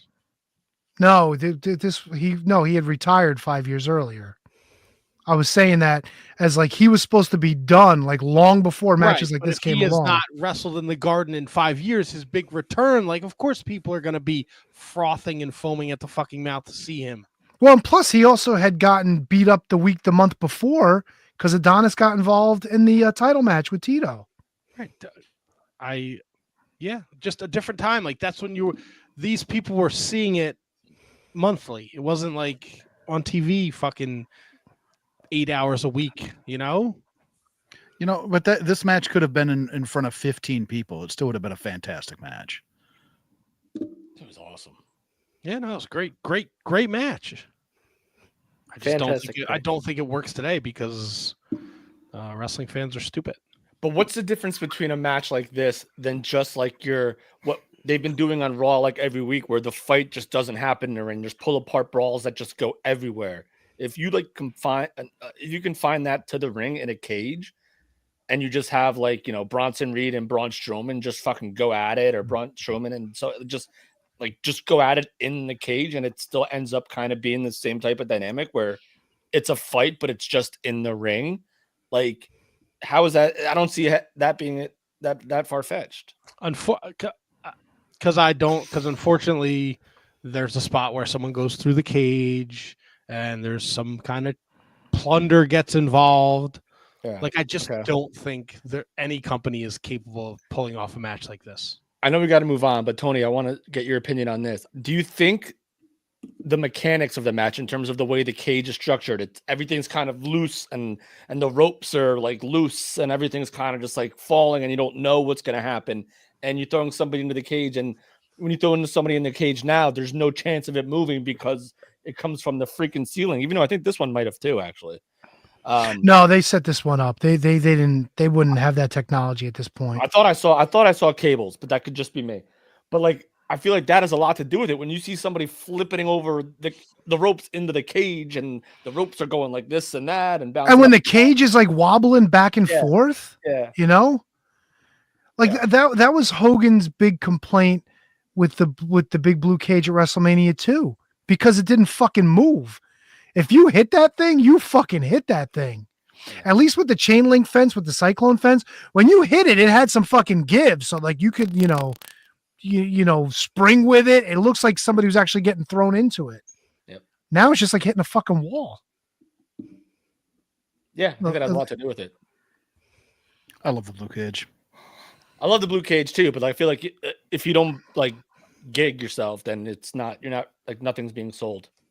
Like, like, whereas this cage, like Tony just said, it felt like you were getting thrown into something because you fling back. And just hearing the links of the cage, like clanking and moving and stuff. I love the big blue cage. Don't get me wrong. There's that towards the end there, seeing Tito and Savage on top of the cage, and watching Savage have the body control and have to reposition himself and kind of wrap his foot around the cage to make sure, like, it's just it looks so precarious and so dangerous. Like you're like, okay, what will happen here? Yeah. And I thought the finish I thought was beautifully done. It wasn't anything super crazy. You know what I mean? Like it was just well done. This is front to back. It was fantastic, man. Just like you. Love it. And Bruno had his opportunity to get out, and that was the first time he went for the door. Mm-hmm. Just fucking points it, open it up. Tito's got a leg already over the top, and that's it, man. The crowd's up. The crowd is up. Loved it. I loved it too. I loved it a lot. All 20 times that I watched it this past week. I actually watched a lot of that VHS. Cause the greatest cage matches. I wanted to see what else was on there, and then I watched like Tito and Greg the Hammer, and there was that's another great match when Tito wins the IC title back. That's an amazing match too. And Tito's wife threw that fucking title away. I know. I hear you. Are you ready for your next assignment, ladies and gentlemen? Oh, fuck yeah, dude. Yeah. All right. Well, I did a lot of soul searching on this one. A lot of soul searching. And I found myself at my first introduction to ECW. Very late in the Cobb household at about 2:30 in the morning. Oh, no.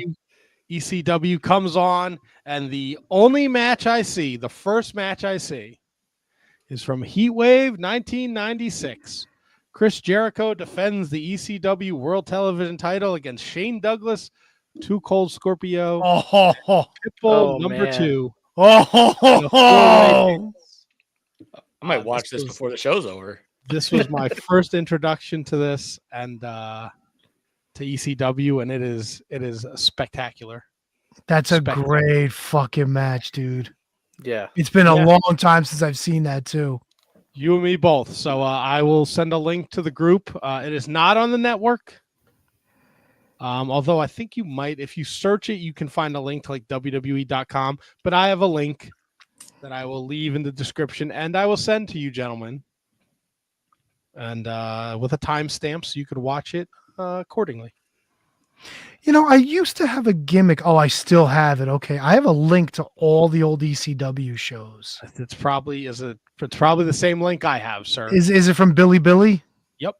Fuck yeah, dude. That's a great fucking link. If you guys want that, I'll give it to you off the air. I mean, I'm going to send you the link to this specific Oh yeah, well then you'll be fine. event, and then it'll BillBill.com. Is it Bill or Billy Billy? I don't know. My link is Bill. Oh, maybe no, Billy. Bro, my eyes are fucking Oh, Billy. my eyes are going bad, dude. It's fucking bad. I think I might need to go get my eyes checked. Well, after that haircut, I could understand why. I didn't cut my hair, jerk off. You could have told me you didn't. I would have believed you. My friend. Matt's in the bathroom by himself, just zzz, my friend. Whose nuts are on my neck? It was mommy like, are you okay with that? No, mommy, I'm not okay with your nuts being on my neck. Jesus. Mommy's nuts for your consideration. Oof. All right. Let's take down the banner there. And let's have Tony explain the rules of the Shining Wizard's Death Pool. Well, I think we should thank our brethren over at the Inconclusive Breakdown for letting us steal their gimmick. Well, borrow, co-opt. Anyway, this is the first annual, and hopefully we'll start a tradition of wrestlers' death pools here at the Shining Wizards. So this is how it's going to go. There are 5 wizards. We are going to draft 8 rounds of wrestlers. The idea is to pick wrestlers and draft wrestlers who we think might pass away in the calendar year 2025 from January 1st to December 31st of the year. We are going to go through a particular order of the 5 of us. We are each going to draft 8 wrestlers. So we're going to do 8 rounds in the draft.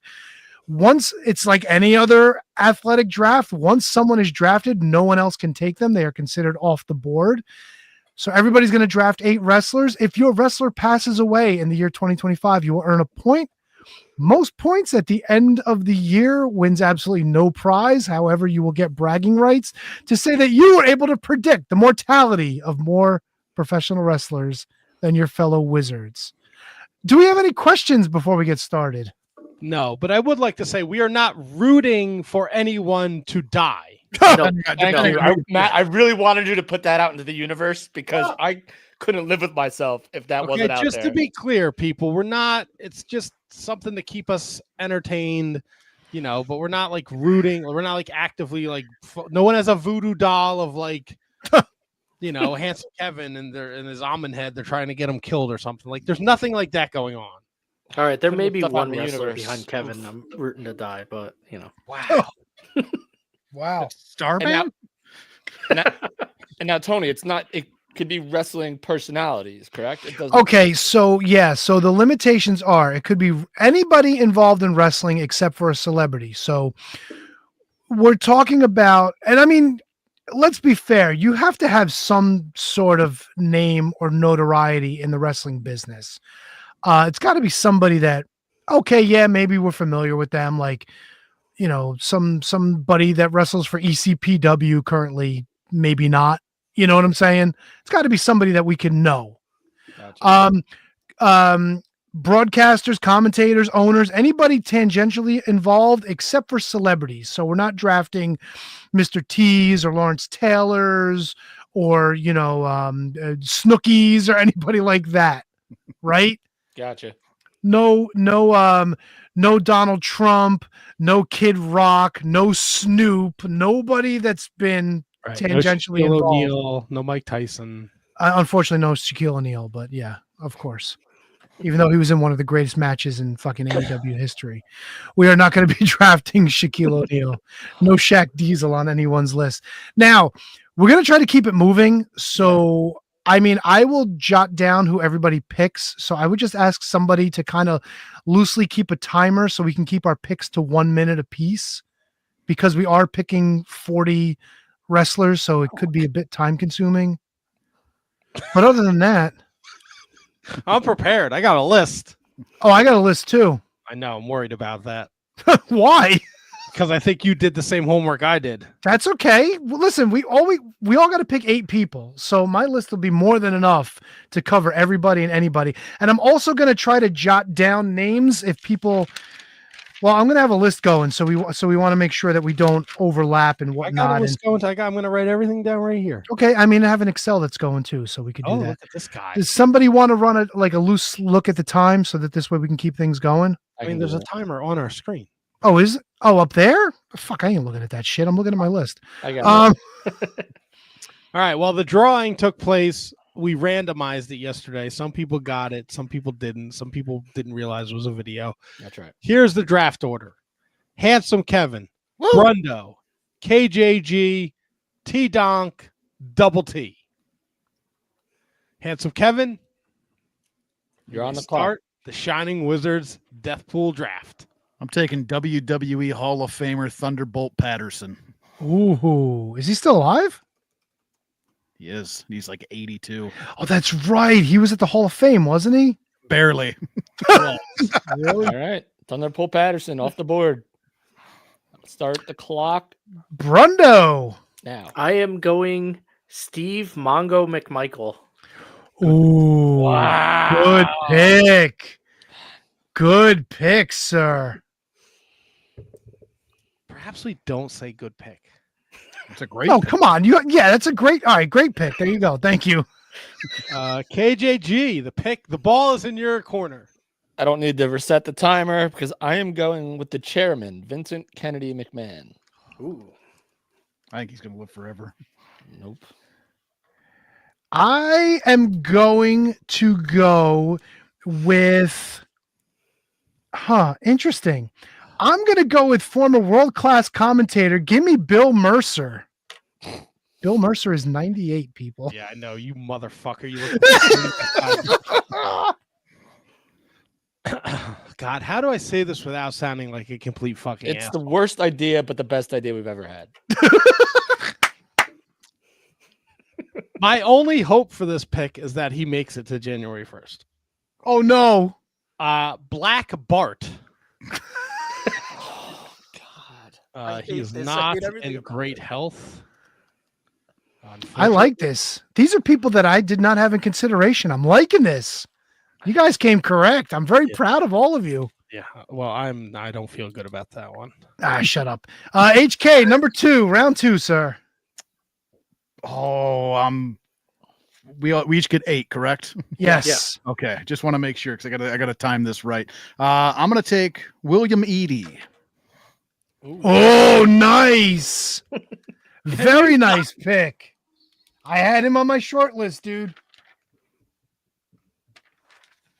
God damn it. Can you not get excited about it, though? No, fuck off, dude. pick. Bro, you have no idea what HK and I are going to do this weekend when we record for Justin's show. You know what's so funny about this is that Matt was like, so like in the text, he's like, so death pool. I'm like, I'm good on the death pool, and I think that got confused me that I want to do it, but I meant I did not want to do it. Like, I'm good in the death pool. Like, that's what I meant. God. But because I wasn't clear, like Fucking A. I have to do it now. So That being said, Brundo, round 2. Who you got? I am going Southwest Mexican legend Black Gordman. Black Gordman? Yep. Never heard of him. How do you spell Really? Gord? Gordman. Okay, yeah, never heard of him. Oh, yeah. He is. You got any stats on him? How old he Black is? Corbin is 88 years young. Is a former NWA American Heavyweight Champion 4 times, 31-time NWA Americans Tag Team Champion, 20 times with the Great Goliath. Once with Chavo Sr., once with Hector. Pacific Northwest Heavyweight Champion twice, NWA Texas Champion, WWC Champion.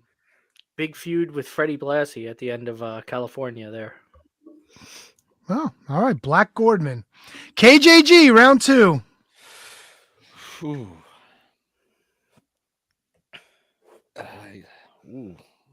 Do I want to stick with this line of thinking? You know what? I kind of will, but I won't. I am going to go with. Wow, this sucks that it's so hard. Is it really? Oh yeah. On that note, I will go with Tammy Sitch. I will go. Wow. I say she does not make it out of prison this year. Unfortunately, Well, she might not make it out of prison. I don't think that means she's going to die in prison. There's a weird logic between what my picks are. All right, Tony, ball's in your court. I'm going with former AWA wrestler and promoter Eddie Sharkey. Yo, he's not looking that bad. I saw him not too long ago. Oh, shut up. He's dying. I saw him not too long ago. Did you say hi for me? Did he jump the shark? Next time I'll say, hey, Tony says hi. I'm also going to the Clink with KJG. Oh, no. Don't do it. I'm taking Billy Jack Haynes. He was the number one guy. He was the first guy I wrote down. All right. 2 rounds down, 6 Billy to go. Jack. He wasn't looking so great when he got put in the Clink. It was like a coin flip between picking him and Sonny. Round 3, HK. Start the clock. Gotta check something quick. No. Yep. I'm going with Jerry the King Lawler. Good pick. He already died a few times. Yep. Brundo. I am gonna go Abdul the Butcher Jr. Abdul the Butcher. Ooh, not bad. Oh, Larry Sweeney. Or what's his name? Larry what? Larry No, not Sharp. Shreve. Shreve. KJG. We going hard body Harrison? Close. It's the wrestling business. It's tough. People make mistakes, and sometimes they got to pay for them. Oh, no. I'm going Teddy Hart. Ooh.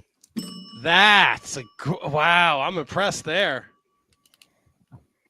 I like I don't want to see it. Love Teddy Hart. Big Teddy Hart guy. I'm sticking with people that haven't been in the ring in a while. I'm going with Bob Caudle.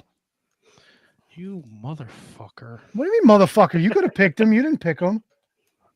It's okay. I'm getting all my fucking guys here, dude. I'll see your Bob Caudle, and I'll raise you that bull rope whipping son of a bitch at the NWA. You cocksucker! I was hoping he would have lasted to next round. You son of a bitch. I hope he lasts till January 1st.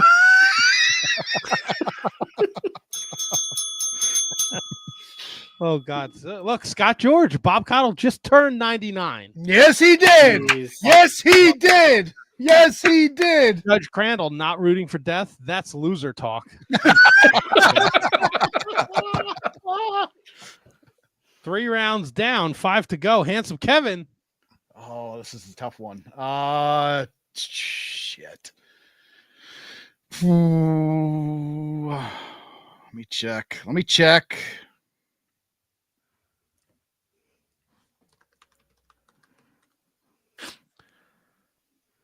Yeah, I don't.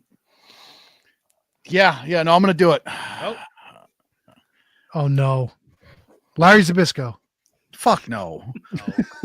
Oh no. Bob Backlund.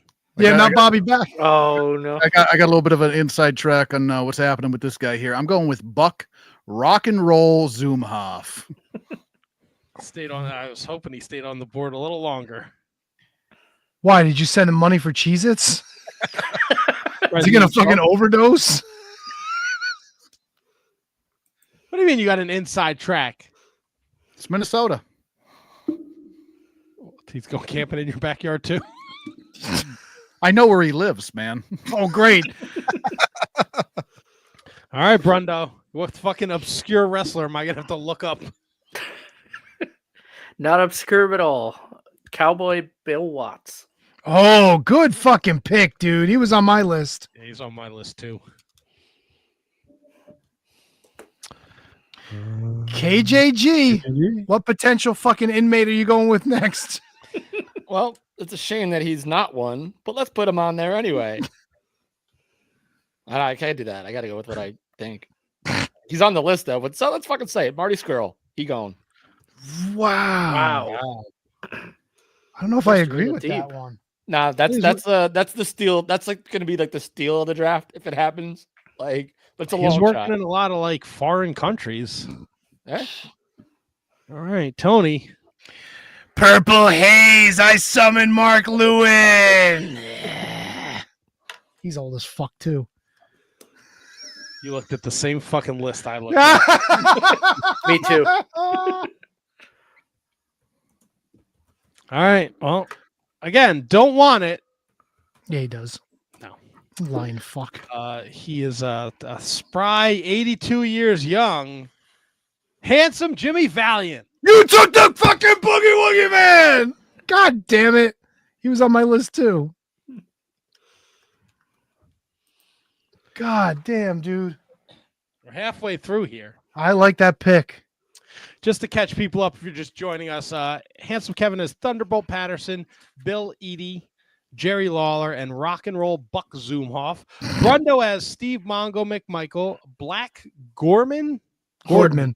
Excuse me, I can't read my own handwriting. Abdullah the Butcher and Bill Watts, KJG, Vince McMahon, Tammy Sitch, Teddy Hart, Marty Skrull, Tony, Bill Mercer, Eddie Sharkey, Bob Caudle, Mark Lewin, and I have Black Bart, Billy Jack Haynes, Dory Funk Jr., and Jimmy Valiant. Handsome Kevin. Good. Can I ask a question real quick? Since we're having so much fun, do you want to make this 10 rounds? I have no problem with 10. Gentlemen, I open it. I open the floor for discussion. Let's do it. Sure. Let's rock and roll. Zoom off. All right, let's make Table. then let's do 10 rounds. Fuck it. 10 rounds. That changes some things. Yeah, that's a game changer. Well, if it's too much, then we can leave it at 8. I don't care. No, it's all right. Who's up? Handsome Kevin. I'm gonna take good old JR. Oh, sassafras. Not somebody I was definitely looking at, but somebody who was on the periphery. Good call. I like it. It won't be like he'll like choke on like a hot dog or something covered in barbecue. Yeah, in 2026. Brundo. All right. I'm going Nature Boy, Ric Flair. I stole my pick. Scooped right in there. God, and I have him fucking written down before I have Jay. I'm an idiot. Isolate that. KJG.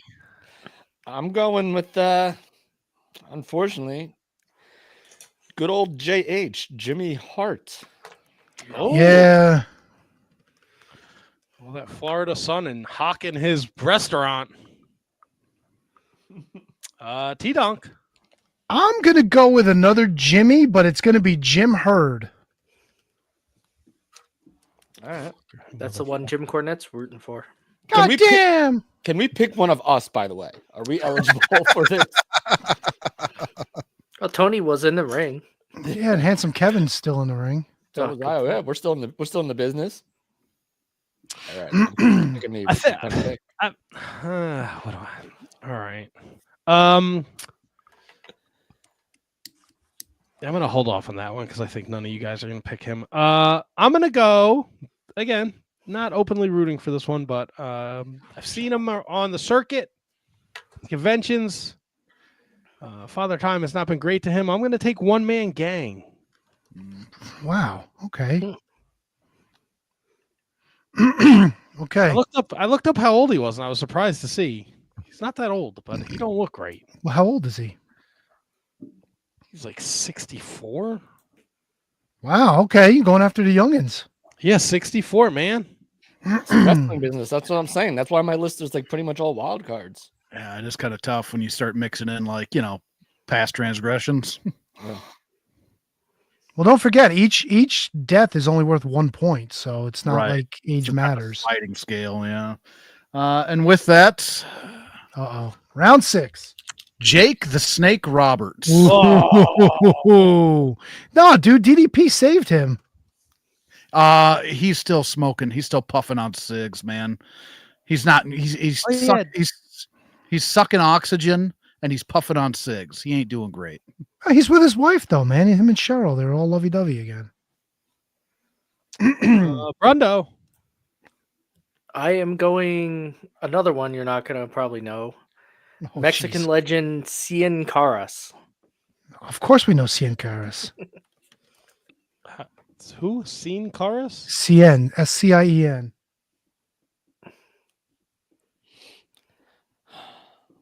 Do you happen to know how old he is offhand? Yeah, he is 75. Okay, all right. SCIN? No, Cien. Cien.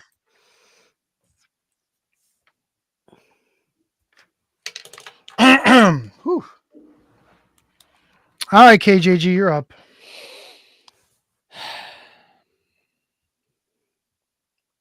So Jimmy Hart was one that I guess that wasn't on my list. So I have to go back to the list. And I want to go in the same vein as my number one draft choice, Vince McMahon. I don't think Johnny Ace makes it through.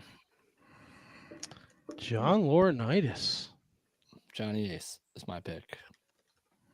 I don't know if I spelled that right. Whatever. Me either.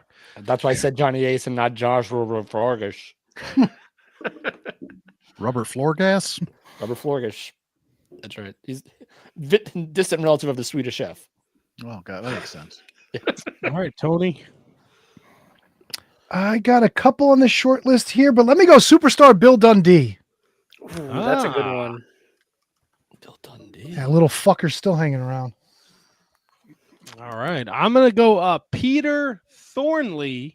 Oh, fuck You me. may know him as Kendo Nagasaki. Really, you did this?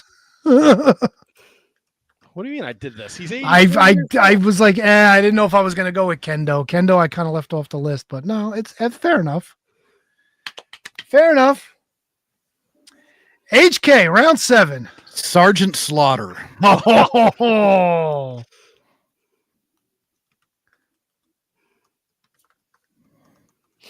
Good old Bob. Mr. Remus. All right, Brundo. Deathmatch wrestler you're taking this round. I've thought about a few of them. I'm gonna go son of Bill Dundee, JC Ice, Oh Jesus. Jamie Dundee. Wow. Isn't he's selling cars right now, isn't he? Yeah, you want to buy this fucking car? Nobody likes my Jamie Dundee impression. No one's ever heard Jamie Dundee talk. Oh, come on, dude. Are you serious? Like other than gimmicks. He rapped. My turn. Yes, KTG. I'm gonna go with a guy who wasn't on my list, but I just thought of him. How about we go with Action Mike Jackson? That's a good call. That's a good call. He was on my short list. Well, he was on my extended list. He wasn't on my short list, but that's a good call. T-Donk. I'm hoping to join my cousin Butch. Give me fucking Luke Graham. Shit. Whoa! Yeah! Holy shit, we're going to fucking hell.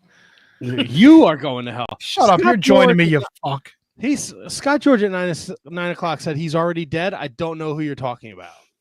So Scott, drop that in the comments just so you know in case we missed something. Wait, who's already dead? He might have been talking about one of us. He could have been making a joke too.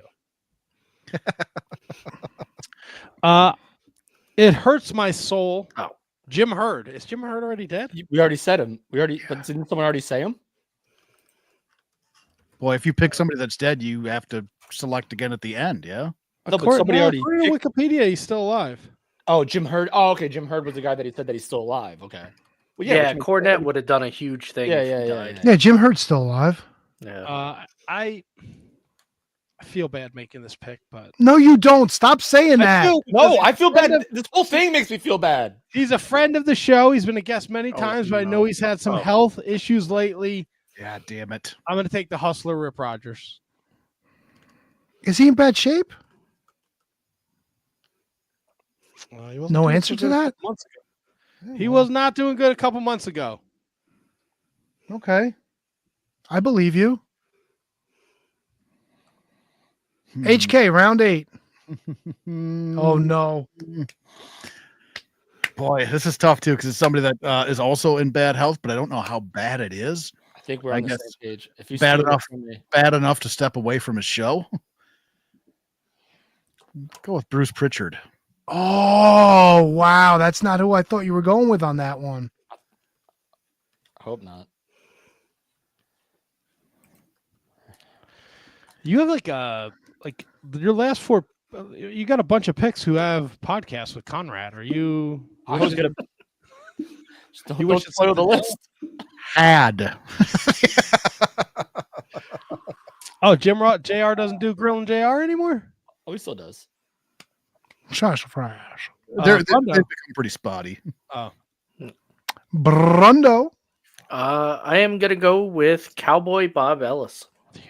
Motherfucker. You know what? That's a great fucking pick, dude. He was on my list. I thought I'd be able to get back around to him. He's also like 100 fucking years old. Yeah, he I is. could not fucking believe he was still alive. For those of you not familiar with Cowboy Bob Ellis, he worked in the WWA. He worked in the WWF.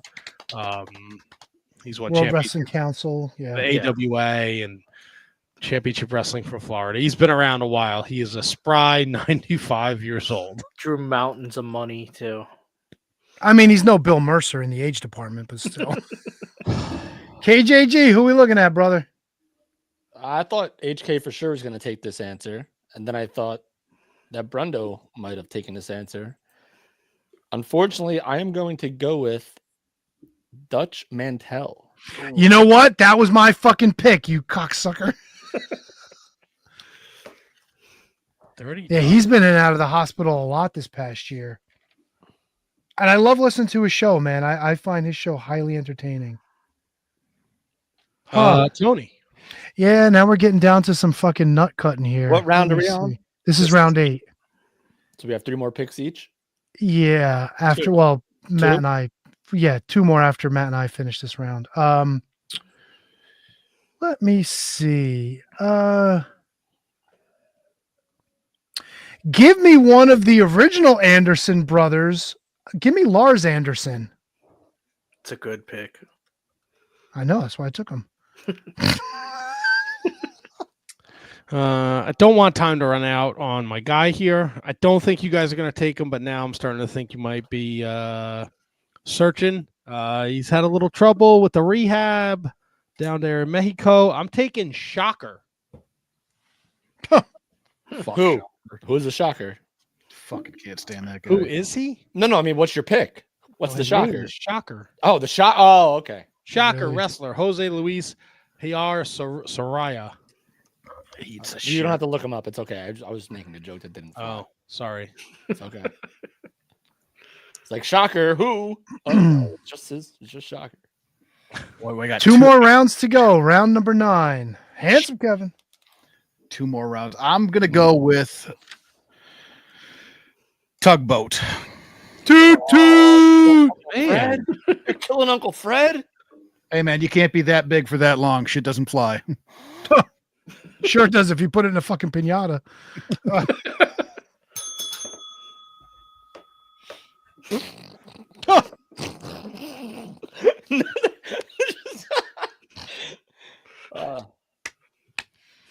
Brundo. I'm gonna go Ahmed Johnson. Ooh, that's a good pick. Is he dying? No, but it's still a good pick. I was gonna say, did he keep on putting on weight?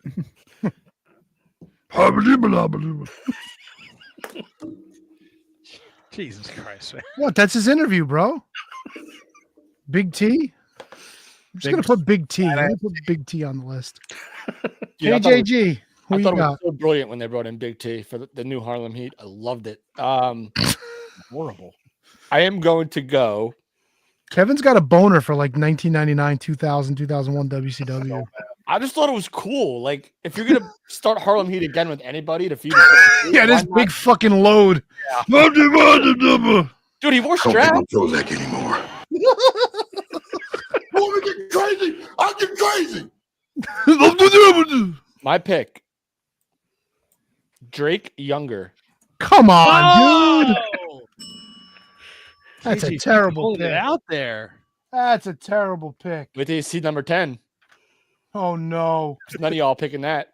Oh no.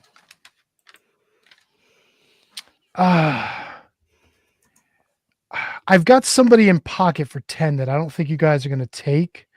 So I am going to go. Let me see.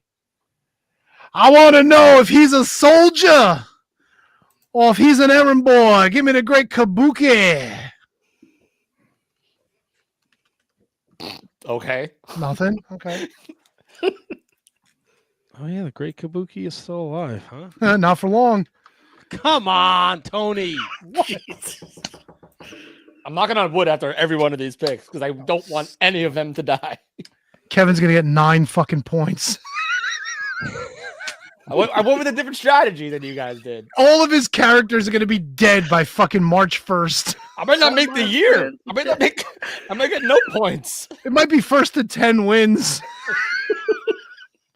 My number 9 pick. Eventually, he's gonna have to do the Yob. Bill Mascaras. Ooh. I was looking at him. I didn't think he was old enough. He's 82. How much older can he get? That's in I business, don't know. man. 83. It's a different line of work. People. And All plus, the he's under a behavior. mask. You don't know how good he looks or how bad he looks.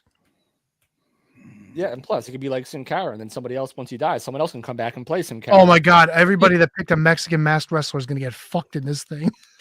Mine lost his mask. Oh, who? Mr. fucking. Cien Caras.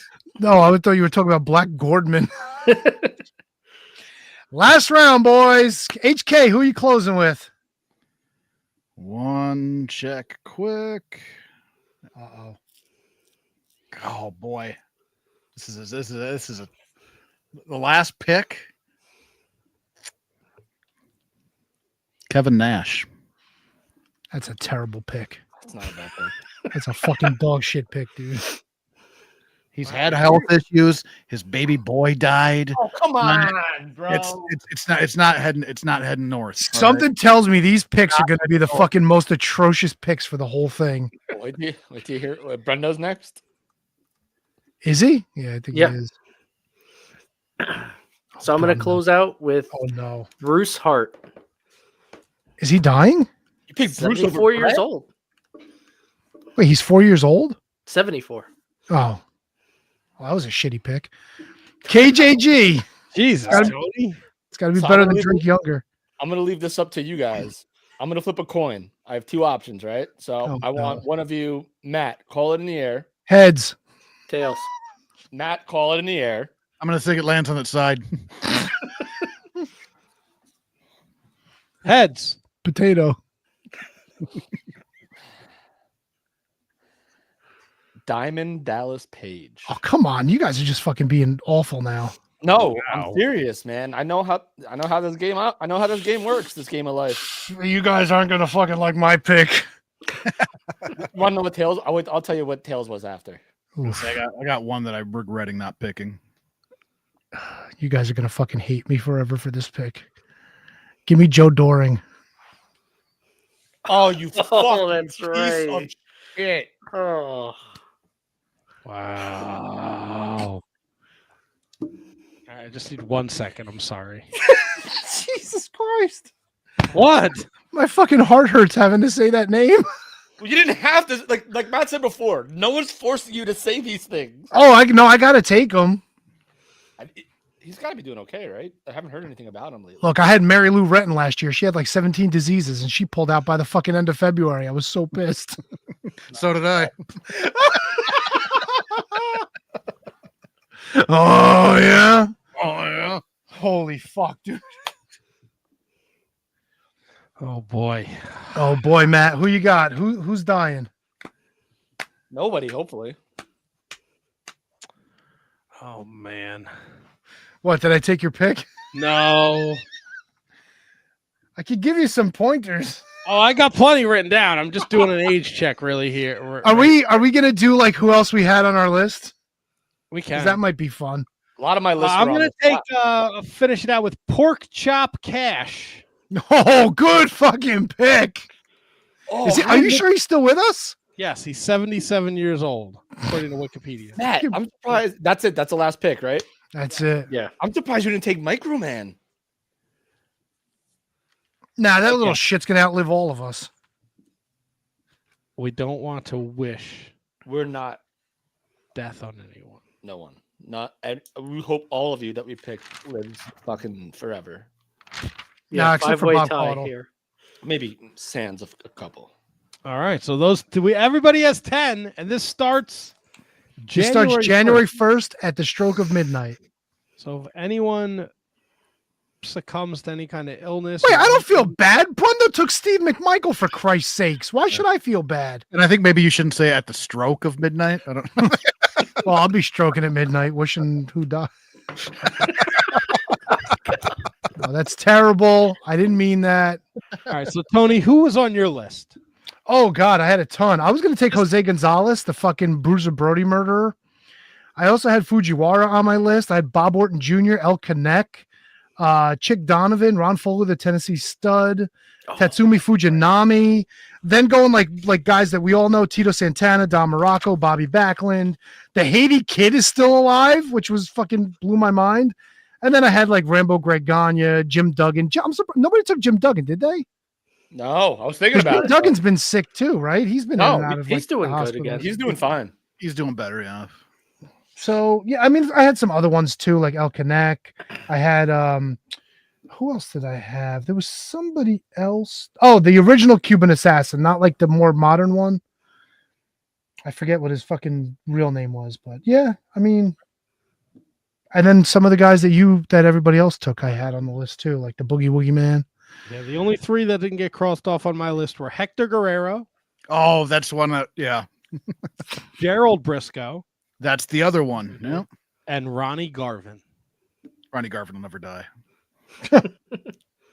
I had the only one on my list that wasn't named that I didn't choose because I came up with stuff on the spot like the Jimmy Hart and the Dutch Mantel. I actually had Alberto Del Rio on my list. You had some really esoteric picks, dude. Well, good. Fuck him. He deserved it. Well, that's Tony. That was kind of like the basis of my list because I didn't want to really do this. So when I did, I was like, who do I want If I'm going to pick people that I want, it's going to be these people.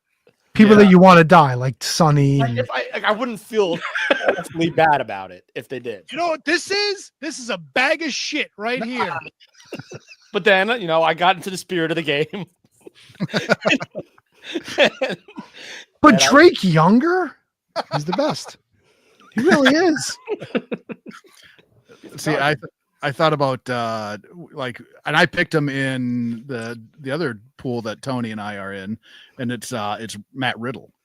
I think that guy's a fucking walking time bomb. If you were to guess one guy to end up Benoiting his family present day, I think it's Riddle.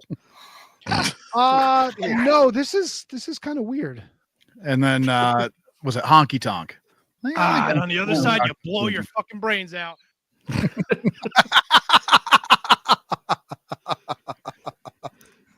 I had a few. I had Dennis Condrey. That's a good Takeshi Morishima went off deep end a couple of years ago. I could see him dead.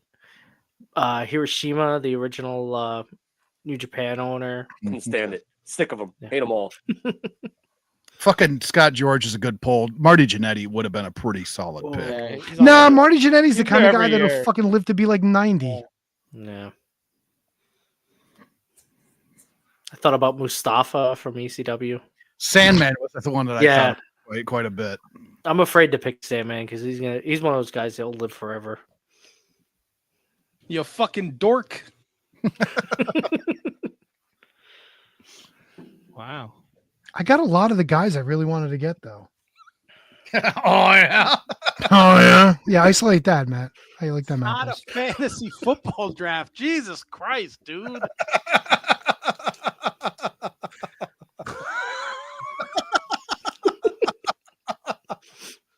Got a lot of the guys I really wanted to get. What the fuck are we doing? Are we gonna get like a draft rating after this? Oh, mine's like 97 for sure. That's the average age of the people on my list. Yeah, shit. That's why I knew as soon as you fucking sent that last night. Could they be anyone in wrestling? I go, this motherfucker's looking at the same list on Wikipedia as I am. I didn't realize half of these people were still with us. Like Bob Caudle. I was like, he's still around for real? Oh, you know who else is still around that we didn't mention? Lance Russell. Isn't he still with us? I think he's dead. Oh, did he die? I don't think so. Ken Resnick's still around. I know that. Lance Russell. Oh, yeah, he did die. Yeah, Shit, Lance Russell died a while 6 ago. years ago. Jesus, 7 years ago. Well, good thing he wasn't on my list. Whoops. Whoops is right. Fuck yeah. Wow. All right. Oh, no. Fucking Judge Crandall's calling us out. He says, this shit was tame. Wait till this weekend. Yeah, if you really want to hear a fucking disaster, tune into the next episode of Inconclusive Breakdown, where there's no fucking limitations as to who's on the lists. How many picks do you guys get there? 10. Okay.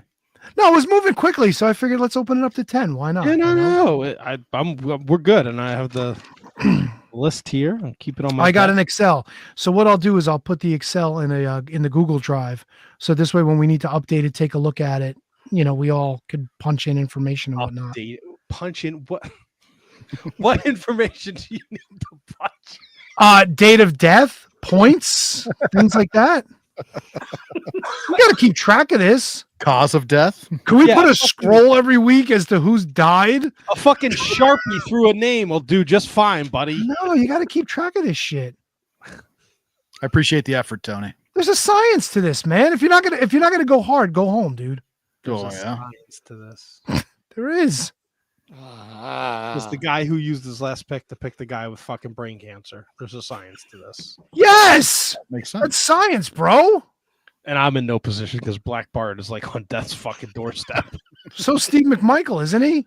Yeah. Oh yeah. So fuck all y'all, because I had the decency to put my guy 10th. I gave you all ample opportunity to steal him. Thunderbolt Patterson died 2 years ago.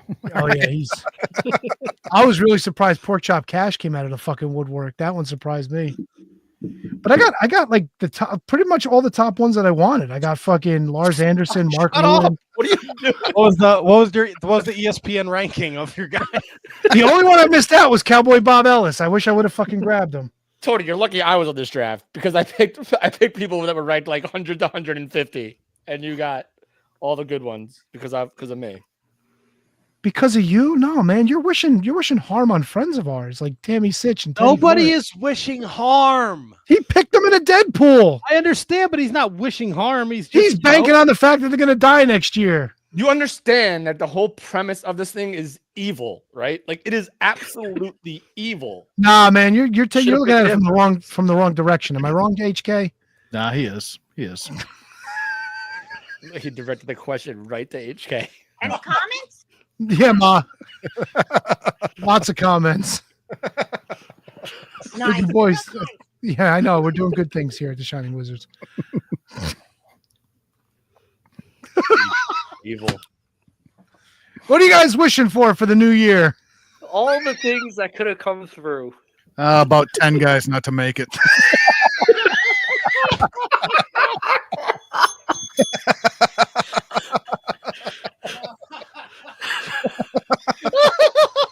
A lot of tribute shows. That's what I'm pulling.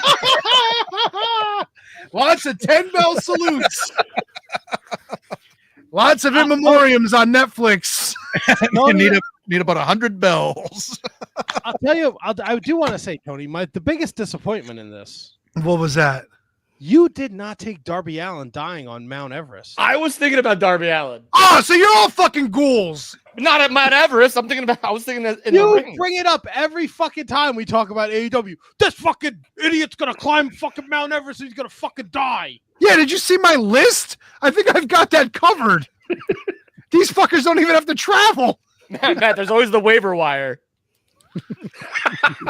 Hey, if you guys want, maybe we could do that like halfway through the year. Do like open the portal like fucking Raw and SmackDown. I like that. We can make trades and shit. Yep. 6 We months. each get like 2 swap outs. That Yep. might be fun. We should fucking blue sky that. Figure that June out. 1. Yeah.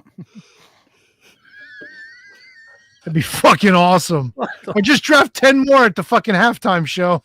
Or you could replace who you've lost. Yeah, you have three waiver wire transactions. Whoever's doing the worst gets first pick. Nothing after Labor Day, though. Yeah. That's the deadline. That's the trade deadline. That's Holy shit. Jesus Christ. My God, man. Oh This my has God. potential. I like this. Oh, What a that- fucking year 2024 was for the Shining Wizards. We grew. We added Brundo. HK has planted his feet firmly in his position. We With no continue to shoes on? thrive. No shoes. I don't have shoes on tonight. Neither do I. Socks.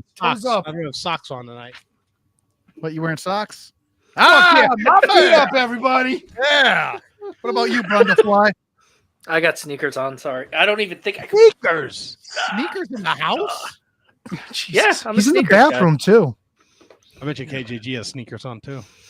I don't. You got socks on? I have socks on, yes. All right, what you wearing? You got Christmas socks on? No. They got holes in them where your big toesies are sticking Yeah, out? put your foot No, up. but it's What not. kind of They're, socks just, you wearing? You lying to us? You got no they're- socks on? they're white ankle Adidas Oh, socks. there you go. Did you get those there you jeans go. from Sammy Guevara after his fucking Texas? That's right. Holy shit. Oh my God. 2025 is going to be a blast for the Wizards. We got a jam-packed January. We got the best guests. We got the best segments. We got the best fans. I got the best friends I could do a podcast with. And I just hope everyone has a happy, safe new year. And treat yourself. Treat yourself in 2025, people. Yeah, don't be friends. Uber Don't- is your friends, guys. and don't be stupid. Yes. Stay where you're staying tomorrow. Get a designated driver. Get an Uber. Don't be an idiot. Yeah. We did not pick you on our 2025 death pools because we want to keep you guys around, as opposed to the 50 assholes. we fucking put on. Do you have to call them assholes? Jesus. All right. Outstanding citizen. I can't even say that. I'm surprised there's only one woman taken. Could you imagine if all of our picks hit? That'd be a By terrible, June. terrible year. I don't like this.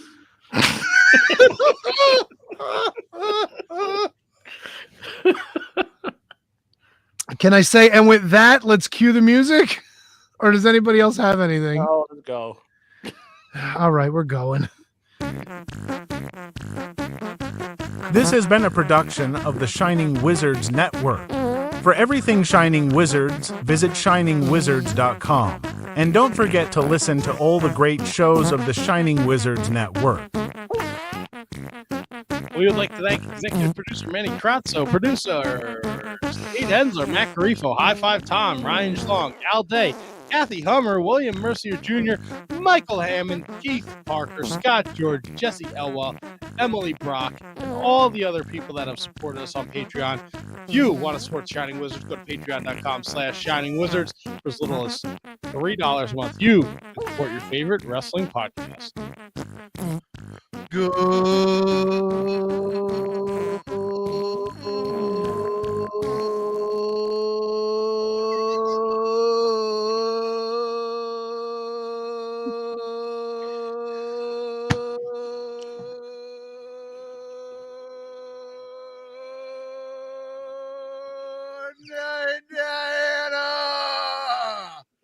Restart, reboot, compute.